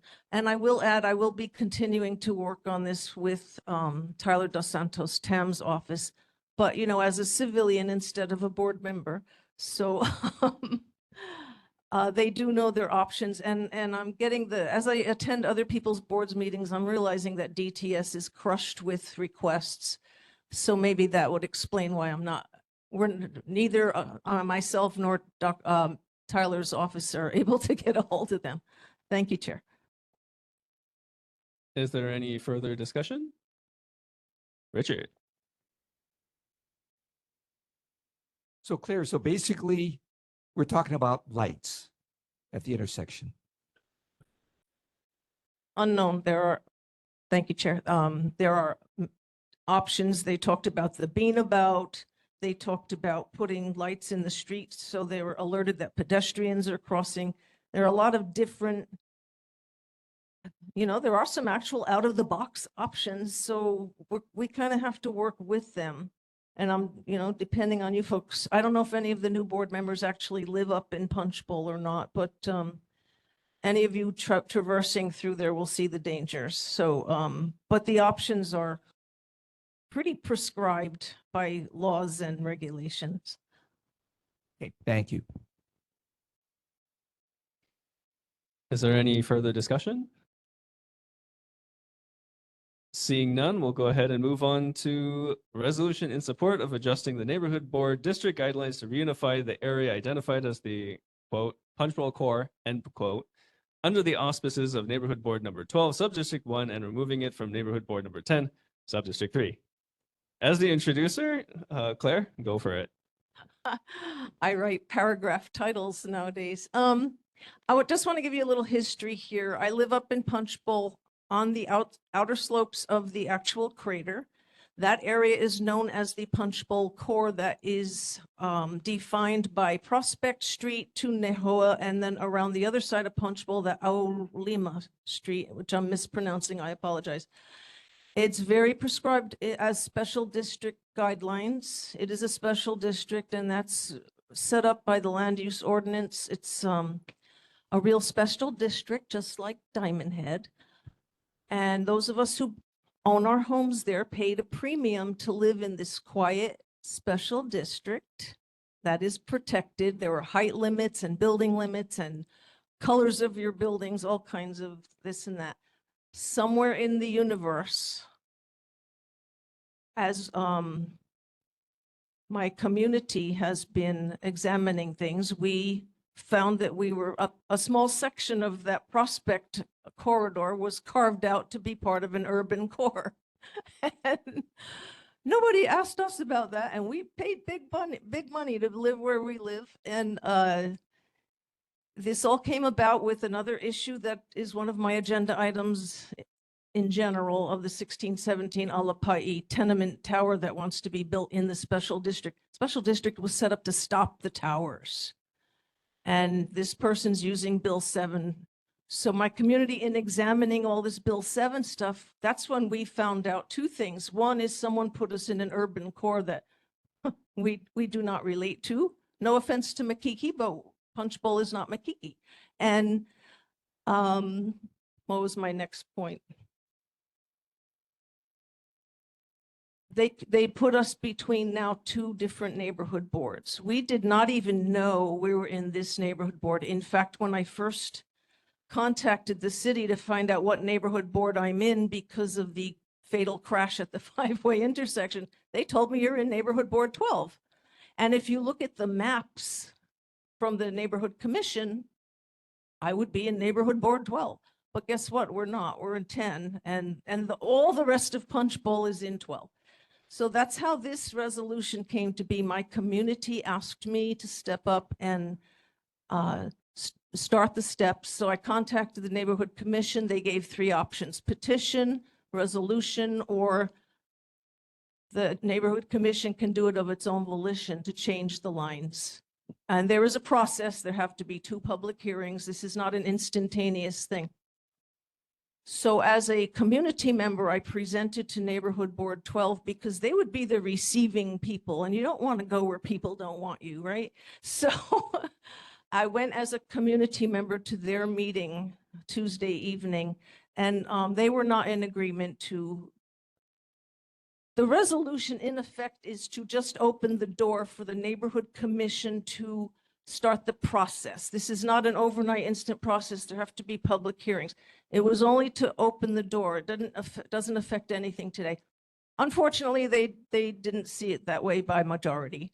So I kind of think I should just table this for now, because you don't want to go where you're not wanted. You know what I'm saying? And I think my community and I will explore other avenues or come back and revisit it at another time, but we're regrouping right now on what happened. So rather than drag you folks through, my giant paragraph and million points tonight, I think I would like to move to table this to a future meeting. I'll be back. Ian, well, we have motion has been made. Is there a second to table this? John seconds. Okay. And that ends. Okay. Is there any discussion? Yeah, is there any discussion for tabling? I believe we just heard Claire on why we should table it. Ian. For discussion and tabling, I believe in addition to the larger part of Punchbowl, when we consider this in the future, we might also want to consider how Papakolea is currently split between these districts as well. Claire? Thank you, Ian. That's an excellent point. There was a representative of Papakolea because a large stretch of that is Hawaiian Homeland's land.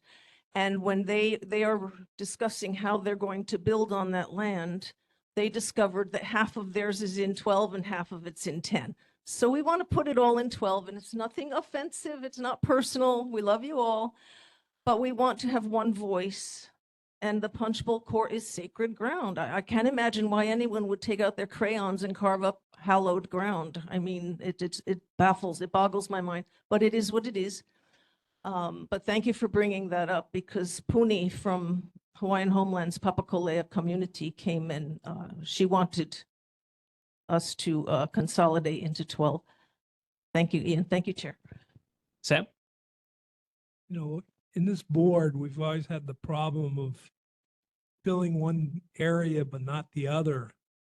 And if we're going to look at this, we should tell the neighborhood commission to look at having an at-large seat so that we can fill easier, because we're going to lose whole district. And it's like, that's crazy. And if they're going to do that and they're going to spend all the time to go and change that, they should make it at large. Make it easier for us to fill seats. Yeah. Claire, I believe you have a response. Thank you, Sam. And that's another great point. I did put in the resolution that the neighborhood boards, this one could lose 1 seat and it be given to 12. However, keep in mind, I'm not asking for all of Neighborhood Board 10 Subdistrict 3 to go over to 12. We're just carving off the Punchbowl core, which is the Prospect Street delineation. We're not pulling the whole thing out. So it shouldn't be that big of a land parcel, is what I'm saying. However, Neighborhood Board 12 Chair Patrick Smith is here tonight. Is he still here? And he wanted to give you some feedback on what happened Tuesday and thoughts about next steps, so that we don't jump into this prematurely, and so that maybe Neighborhood Board 12 will be more open to the idea. So We are in the discussion to table the measure. I However, we are lucky enough to have Patrick here tonight, so I believe it would be good to hear him. I don't know the form. What's the Yeah, so technically under Robert's rule, right now it is out of order to listen to Patrick. Yeah, discuss anything except the motion to table. So if we go strictly by Robert's rules, which in theory we should be, but as chair, I have a smidgen of leeway. So yeah, so it is somewhat relevant to our table to or motion to table, and we are fortunate enough to have time. So please, Patrick. Also, under the Sunshine Law, every community member does get to speak regardless of Robert's rules. So just so you know, sorry. I would like to clarify something, and that is how you can enlarge or take land away from a board district. There are 3 ways. You're correct on 2, but it's not a resolution. It's a petition from the citizens. It's like, I think it is 5% or not, or 100 citizens can sign a petition. And the other way is for a board to petition. One of the ways is through a resolution, but it's called technically in the neighborhood plan, it's a petition. And then the neighborhood commission itself can also, and I should have introduced myself to start with, I apologize. I'm Patrick Smith. I'm chair of the neighborhood board 12, which is New Iwanu Punchbowl. Also, I am vice chair of the commission, neighborhood commission, and I chair the neighborhood plan committee. And we're actually in the process of reviewing and making some updates to the plan, and that's going to be relevant too, because this is in the plan. And it is a little confusing. I will say when you look at the maps, it's very confusing. It does look like it goes to Prospect, but that's not how the districts or all the boards are defined. There's a legal definition that you can read in there. And sometimes it's tough to follow because that split, there's a stream there, and not all maps show that stream. And I'm trying to remember as Kavala stream or something like that, but there's a stream over there. Well, and I don't know if it's on there or not, but that's actually part of the legal description in the plan. And it's not on all the maps. Like if you go to Google Maps or something like that, it's not always there. So my board did review the resolution. There were some differences. The part about keeping seats and giving up seats, I did ask Claire to drop that, and she graciously agreed. Well, let me finish this point, sir. But I will say that, that's up to each of the boards. And it does get kind of set in stone. And I'm not really sure how through policy, how the sub-districts and how many seats you have and such. But I think that's basically up for a board to decide, and then the neighborhood commission just approves it. Yes, sir. Seats in the neighborhood board are determined by the applicant, how many seats you want to have. We have 19. Alawai has 5. Mo'ili has 23, but it was determined how many seats do you want. So we don't lose a seat or gain a seat, or has nothing to do with population or anything. Right. The other point that I would like for you to kind of realize, and that is, as far as Papakalea, it's only a little bit of Kalahawahini part. So it's actually just a very small section. And I drew a proposal, which I made available, but it's just me actually hand drawing it. So, because I didn't have any fancy software to do it. Artistic stuff is not my forte online. And I could show you, but since you're not going to be deciding that tonight, I can give that to Nathan. But that was part of the proposal.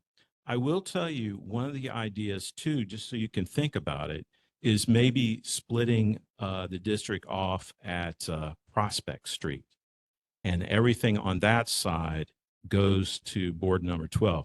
So just so you know, these numbers change a little bit, but based on the census data, New Iwanu has about 16,000 residents. Makiki has about 33,000. In that, there's a chunk, and it's a sub-district of a census tract. It's like 3203. That's right by Prospect Street. That's about 5,000 people. Past that is another tract, which is a subtract of a larger tract. I'm sorry, it's all the census, but you can go on and look, and it's about 1,100 people, or maybe 1,300, I think. So together it would be, let's say, about 7,500 folks. So if you split that, that would actually, and you gave up all those seats, that would actually make our board comparable to your board, maybe a little less, but just, because residents change all the time, it'd make it somewhat comparable. Now, population is not all there is to it, but just so you know, that's an idea. I will say, and I know I'm saying a lot, I'm sorry if I'm going on too much, but I will say one final thing is the neighborhood commission is looking at the plan, and we are actually looking at more of the provisions in the plan now, as opposed to looking at the geography, because that are changing all the borders, because that's actually a big job. But that is something that we want to do, but we might be a couple years away. But there is, actually last year when we started the review process of the plan, there was a desire to look over that, because there are some boards here, like the EVA board has grown in population appreciably. So we really might do a holistic for the whole island, redraw. But that shouldn't stop this board. So at the end of the day, and my board, and I'll just let you know that we voted 7-2 on the resolution, which we require 8 because we have 15 seats. So we require 8 to take any action. So our board was pretty favorable to it. But, it really, since your board would be losing this area, it's up to you. And there are some concerns, which I can relay, that we had. But at this point, just so you know, it's really, I think this board has to be in the driver's seat as far as making any change. I'm sorry for going on so long, Nathan. No, thank you very much. That was very comprehensive. Start with Claire. Well, what do I call you now? Patrick or vice chair or? No, just Patrick's fine. It's all right. I want to thank you for coming tonight, and I was sure to introduce you so we could get all of our cards on the table. I will say that Deputy Witzel is the one who told me, he wrote to me that it was petition of the community. That was A. B was NCO could do it of their own, and C was resolution. And it had to be either, it could be either board. It didn't have to be both, but that's what he wrote to me. That's all I want to, if you're correcting him, then thank you. Then I'm correct, and that's fine. I am correcting him. I think he, kind of resolution, it's petitioning. Yeah. It's probably just semantics, and they may say a petition is the same thing as a resolution by the board. So it's kind of semantics, but. And I want to say, when you sent me your hand-drawn, because the maps are identical for both the boundary maps, I believe, are identical on the NCO maps for 10 and 12. You can't tell who's in which. But when Patrick has a different map so he took out his little red pen and made some cryptic lines in the yellow pen. And then I was using my phone, so I had to use my index finger to color in the section. So when you see it, it looks like kindergartners made it, but that was us. Yeah, and just so you know, and I don't want to go on too long, but so the question is whether you go down Prospect Street. And on the map, it looks like that's the boundary. And that would mean that the folks that are on the side of the hill would be in 12. Yeah. But technically speaking, when you make that little curve around, is that Stevenson, I think? Yes. Sorry. Yes. It kind of goes up the slope. So, and then it goes across and then down Paley Street. So it goes up the slope. It doesn't capture those folks in the core, like Claire said. So that, and for whatever reason, and that was done when the boards were formed. That hasn't been changed. So anyway. Okay. I believe we have had quite a bit of discussion. Thank you. On the motion to table. Can I say real quick? Oh, yes. Hello, Rachel. You got one of our great NA. You just left us. So thank you. Thank you very much. Thank you very much, Patrick. Okay. Is there? I'm just gonna see if we can do this by acclamation. Is there anyone opposed or abstaining from the motion to table? Seeing none, the motion is tabled. Thank you, Chair. Thank you, Board. I'll be back. Okay, moving on to the approval of the letter requesting the first floor and basement of the former Makiki Library for the Korean Cultural Community Center. Ian. Thank you very much, Chair. You know, we got a little bit of an update from the mayor's representative earlier, but I actually have newer information that's very exciting for this board. In speaking with the president of the United Korean Association of Hawaii, David Suh, he said that they met with Director Thielen last Tuesday. They have the green light to expand presence and management to the ground floor. DPR, they're in agreement. They can move admin offices to the ground floor, admin offices right over here, to the ground floor. And that would allow potentially more use for different like summer programs and parks programs here. Hopefully this will improve access and utilization of the building as well, because of people on the ground floor, that concern when some of us are locked outside due to fire, maybe someone's going to be sitting right on the other side of that. So the next steps is they're going to be submitting a new floor plan to DPR. Once that's approved, they'll work with corporate counsel to update the agreement. They're also looking to further extend the term beyond December 31st, 2026, which suddenly feels really close when it didn't before, doesn't it? So there is actually no need for a letter at this time. What we were calling from the letter has largely been achieved, but I will update us if there's more action needed. Thank you very much, Chair. That sounds awesome. Is there any further discussion? Seeing none, that's excellent news, and thank you so much for that's a great update. Okay, moving on to discussion of Punchbowl safety regarding recent bonfires in coordination with the Nu'uanu Punchbowl Neighborhood Board. I believe this is Harris. Yeah, thank you, Nathan. This issue was brought to the Nice Neighborhoods Committee, and it actually goes back to, I just was looking at my minutes, and it goes back to September of 2024. And it all started at that time as we followed up 666 Prospect. And through that, we made a plan of discussion to start having some type of plan and looking at some of the concerns that came out of the homeless encampments, the illegal dumping, as well as the larger area was the fire hazard. And as we now most recently, that was brought up by many of our elected officials, as well as the fire department, Claire, about the recent fire.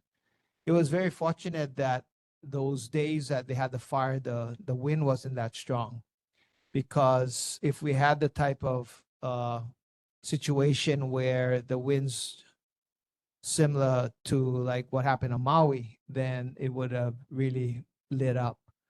So it's a great opportunity for us to come together with, since Patrick is here, the other persons that I think would be important, and maybe since we have the governor's Russell Pang on, is Russell still here? Yeah, Russell, because the area by Royal Vista side, by Stevenson, those are all like there's the jurisdiction of DHHL and DLNR.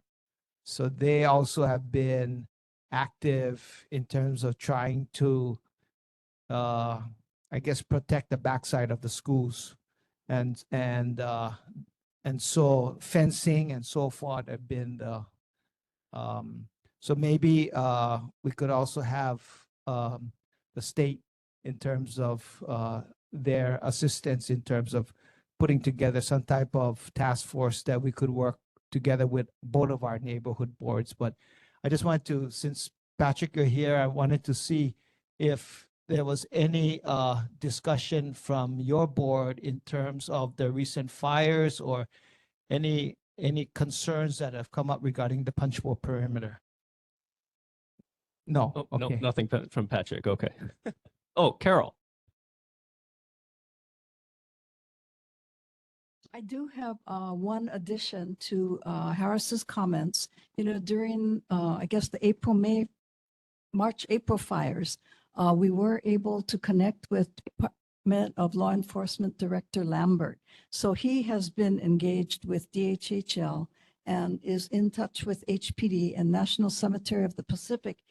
Director Horton has been weighing in. So I think their goal is to conduct, you know, a large enforcement at some point, just to, you know, make sure that if there are any people who need assistance, who will accept assistance, can be moved out of the area. But they are coming up with a plan to secure the whole area. And DHHL is going to be contracting or working with Department of Law Enforcement to coordinate security and law enforcement in that whole area. So we are looking to really work with the schools, the neighborhood boards, Papakolea community, and others in, you know, just keeping people posted. Because one of the things that Royal Vista residents were very helpful with us earlier this year is they invited us, you know, to do a site visit. So Councilmember Dos Santos Tam, Representative Bellotti, and our staff and I all went to visit, and they had great vantage points. So the videos and a lot of the information that they've been providing has been going through Councilmember Dos Santos Tam's office to all of the law enforcement people. Thank you. So Carol, so with so many things going on, which is great, but is there, when you, so who is actually the spearheading this? Point person is going to be Department of Law Enforcement, because it's primarily the security and the safety, you know, issues that are driving a lot of the concern. So is there a plan or outline regarding that? Oh, Harris, I do see Russell with his hand up. Maybe he has an answer to some of your questions all there. right. I'd like to recognize Russell just real quick. Thank you, Chair. I don't have answers to all those questions at this point. But I do know, as Senator pointed out, that there is a multi-departmental effort to address the situation in that area, the lower Punchbowl area, especially around the Royal Vista condominium, and that have been happening there. I know our Department of Transportation has been involved in that effort as well with our homeless coordinator. They've previously done some sweeps in that area, working with those various departments, as well as HPD and other first responders. So we'll continue to do that. I'm happy to reach out to Director Lambert as well to try to get more information. Okay, I wanted to give Rep. Della a quick chance to respond, and then I'll get to you, Claire. Della? I just wanted to add to this conversation that, you know, the placement of the Office of the State Fire Marshal was up for much discussion, and it was placed within the Department of Law Enforcement. So to Harris's question about like who is the one point person, it's hard because there's so many overlapping jurisdictions. But as I think, you know, from Russell's comments, from Senator's comments, you know, as we're all starting to really circle around this issue, you know, there's a lot of key players who are coming around. And I think it's really important because, again, when we saw the last fire that occurred on Punchbowl, I had fears of a conflagration coming down. And that's precisely the type of thing that urban interface, that urban wildfire interface that the Office of the State Fire Marshal is going to be very concerned about. That is a weak point in our community. We see how dry it is when there's times of drought. And so it's not a clear answer, Harris, but I think that there's just a lot of people right now that are very focused on this issue. And so we just have to keep the pressure up as community to ask them to continue to work on this, because it's a human resources issue, it's the encampments issue, it's trespassing issues, it's fire safety issues, it's all of these things. Thank you very much, Della. Claire? Thank you, Chair. Thank you, everyone. To be clear, Della and, well, Harris already knows that last big fire, and it was a big one, was on the other side of Punchbowl. And my fear right now is you're all segmenting Punchbowl to look where Royal Vista is, which is more Diamond Head down Prospect. The other side where Pele Street and all that, which I think is neighborhood board number 12, not number 10. That's where that big fire is. That's where we've had a homeless problem. That's where there is foliage overgrowth. I had the army out last week to see about cutting back the foliage because we need that 5-foot clearance. So please, it's all of the Punchbowl perimeter. It is not just that one section by Royal Vista. So we need to do a comprehensive evaluation and plan. Thank you, Chair. Harris? Yeah, thank you, everybody.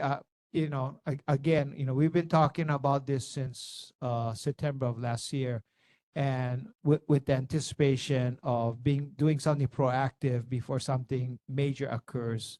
And now slowly the steps, we are seeing a potential of something major occurring. So if we have the point person, or as we look at with Senator and with Rep Della Bellotti, if we look at whoever that point person or how that comes up, if we can create some type of sense of urgency so that we can have some type of plan in terms of timeline of what we can do. I think the biggest issue is having access into these areas where people can start a fire. We have to keep them out. And so I think having the law enforcement is spot on. Just a matter of seeing the timeline. And I hope that there's some reports that come back from our state elected officials that can highlight where this project is going. Thank you. All right. Is there any further discussion?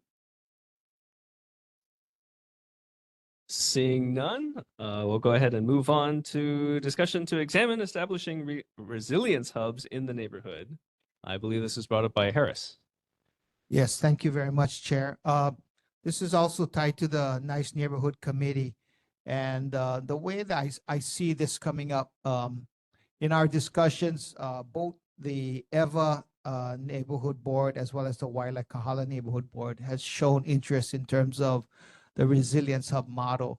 But I think what would be the first step for us is I'm waiting for a reply by the Honolulu Museum of Art is having our first community hub event in September. When we do have the community hub event, which will be to educate the surrounding community about the resilience hub that's established at the Honolulu Museum of Art, then we can use that as a showcase and share the learnings that have come about. So that is something that is coming up, and then we can expand to as we see fit to other areas within the neighborhood board as well as others. So it's an ongoing project, but very, very worthwhile. Thank you. Claire. Thank you, Chair. Thank you, Harris. As you know, I'm very involved in disaster management and particularly kupuna safety at this point. I understand, and I only learned this myself recently because I was at a Red Cross training, that UH is also doing some sort of hub things. There are a lot of different agencies doing different things, and I'm going to do my best, I hopefully through Kokua Council, to get everyone in touch with each other and work together and come up with great solutions. And yours is awesome for neighborhood boards. I admire what you do. And we'll just try to continue to work together towards that solution, because there is no city plan or state plan or federal plan for these types of hubs. And we have no good plan for safety for people in a disaster. Thank you, Chair. All right. Is there any further discussion? Seeing none, we'll move on to board and community reports, starting with the Nice Neighborhood Committee report. Harris. Thank you very much, Chair. Our next Nice Neighborhood Committee meeting will be held, let's see, next Monday, June 30th, not next Monday, the following Monday, June 30th. And it's pretty much a lot of the things that we already talked about. So, but the key is, which I'm going to focus on, will be on the Tipsy Pig 2. Tipsy Pig 2, and I appreciate Nancy coming to every meeting. And we did have that address with the Honolulu Liquor Commission as well as HPD. And for a while it subsided, but I think it's going on. So I'm going to be sending out communication to the group that that came the last time, and I'm going to offer an observation evening July 4th of July between 8 p.m. and 11 p.m. I'm going to invite HPD and the Liquor Commission as an observation. So we'll take a look at and do a temperature check of what's going on at Tipsy Pig 2, and then hopefully in July we can report back to the board. Oh, I guess if you don't mind speaking to the mic, Adam. Sorry. Where is the meeting being held on June 30th? Oh, Harris. Sorry. The physical location is at Representative Kim Koko Iwamoto's office, State Capitol, room 327, or via WebEx. You're welcome.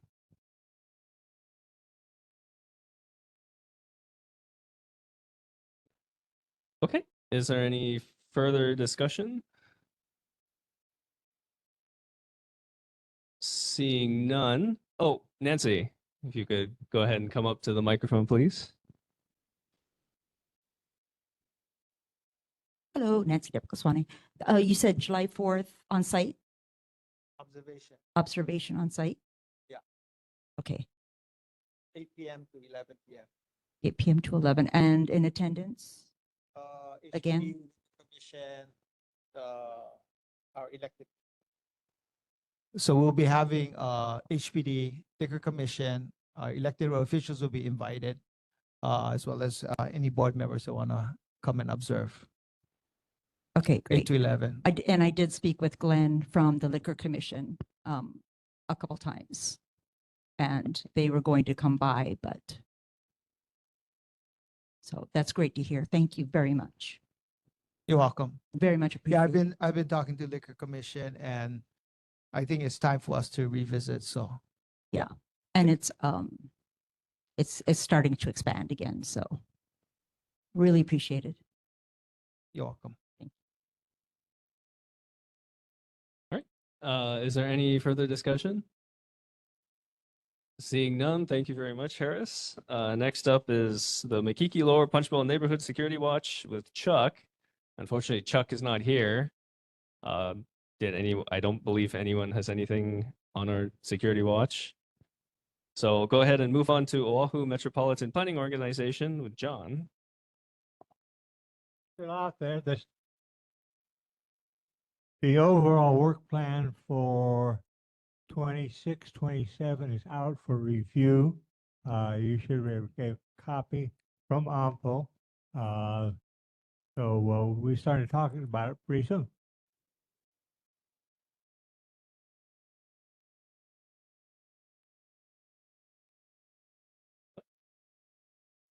Okay. Is there any further discussion? Okay, seeing none, I believe so. Board announcements. Claire would like to. I would, thank you, Chair. I would like to make an announcement. Since I did not choose to be elected for an upcoming term, I just wanted to have a minute to thank you all. This has been an awesome, awesome experience serving on the neighborhood board. Welcome to the new people. I think I've gone around sufficiently recommending the Nice Neighborhoods Committee. Harris came up with that, and it has been an awesome help in the community grassroots effort that is making a difference. Everything he touches is making a good difference for the community. I'm going to overload your committee. But I do want to thank you all for the experience, good, bad, and in between, for our spirited conversations, and everything that came with it. It's been a fabulous time, and my legacy to you, my parting gift, is the sandwich board outside. I was able to secure that through the Executive Secretary Lloyd Yonenaka because so many people can't find the building. So now we have a brightly colored sandwich board. And for you new folks, you all are entitled to business cards that you're a neighborhood board member. The fonts are going to be larger now, so you don't need a magnifying glass to read them. And those are my parting gifts to this neighborhood board. Thank you all for everything, and aloha. Thank you very much, Claire. Okay, in our next regular meeting, the Makiki Lower Punchbowl Tantalus Neighborhood Board number 10 is scheduled to meet on Thursday, July 17th, 2025 at 6 p.m. at the Makiki District Park, the old Makiki Community Library on the second floor, and online via WebEx. The meetings can be viewed on Olelo Focus 49 on the first Friday at 9 p.m. and third Sunday at 3 p.m. Follow us at www.facebook.com/MakikiNB and visit www.honolulu.gov/NCO/NB10 for Makiki Neighborhood Board info. All right. And I will be happy to entertain a motion to adjourn. John, second with Claire. All right. And we are adjourned slightly early at 8:16.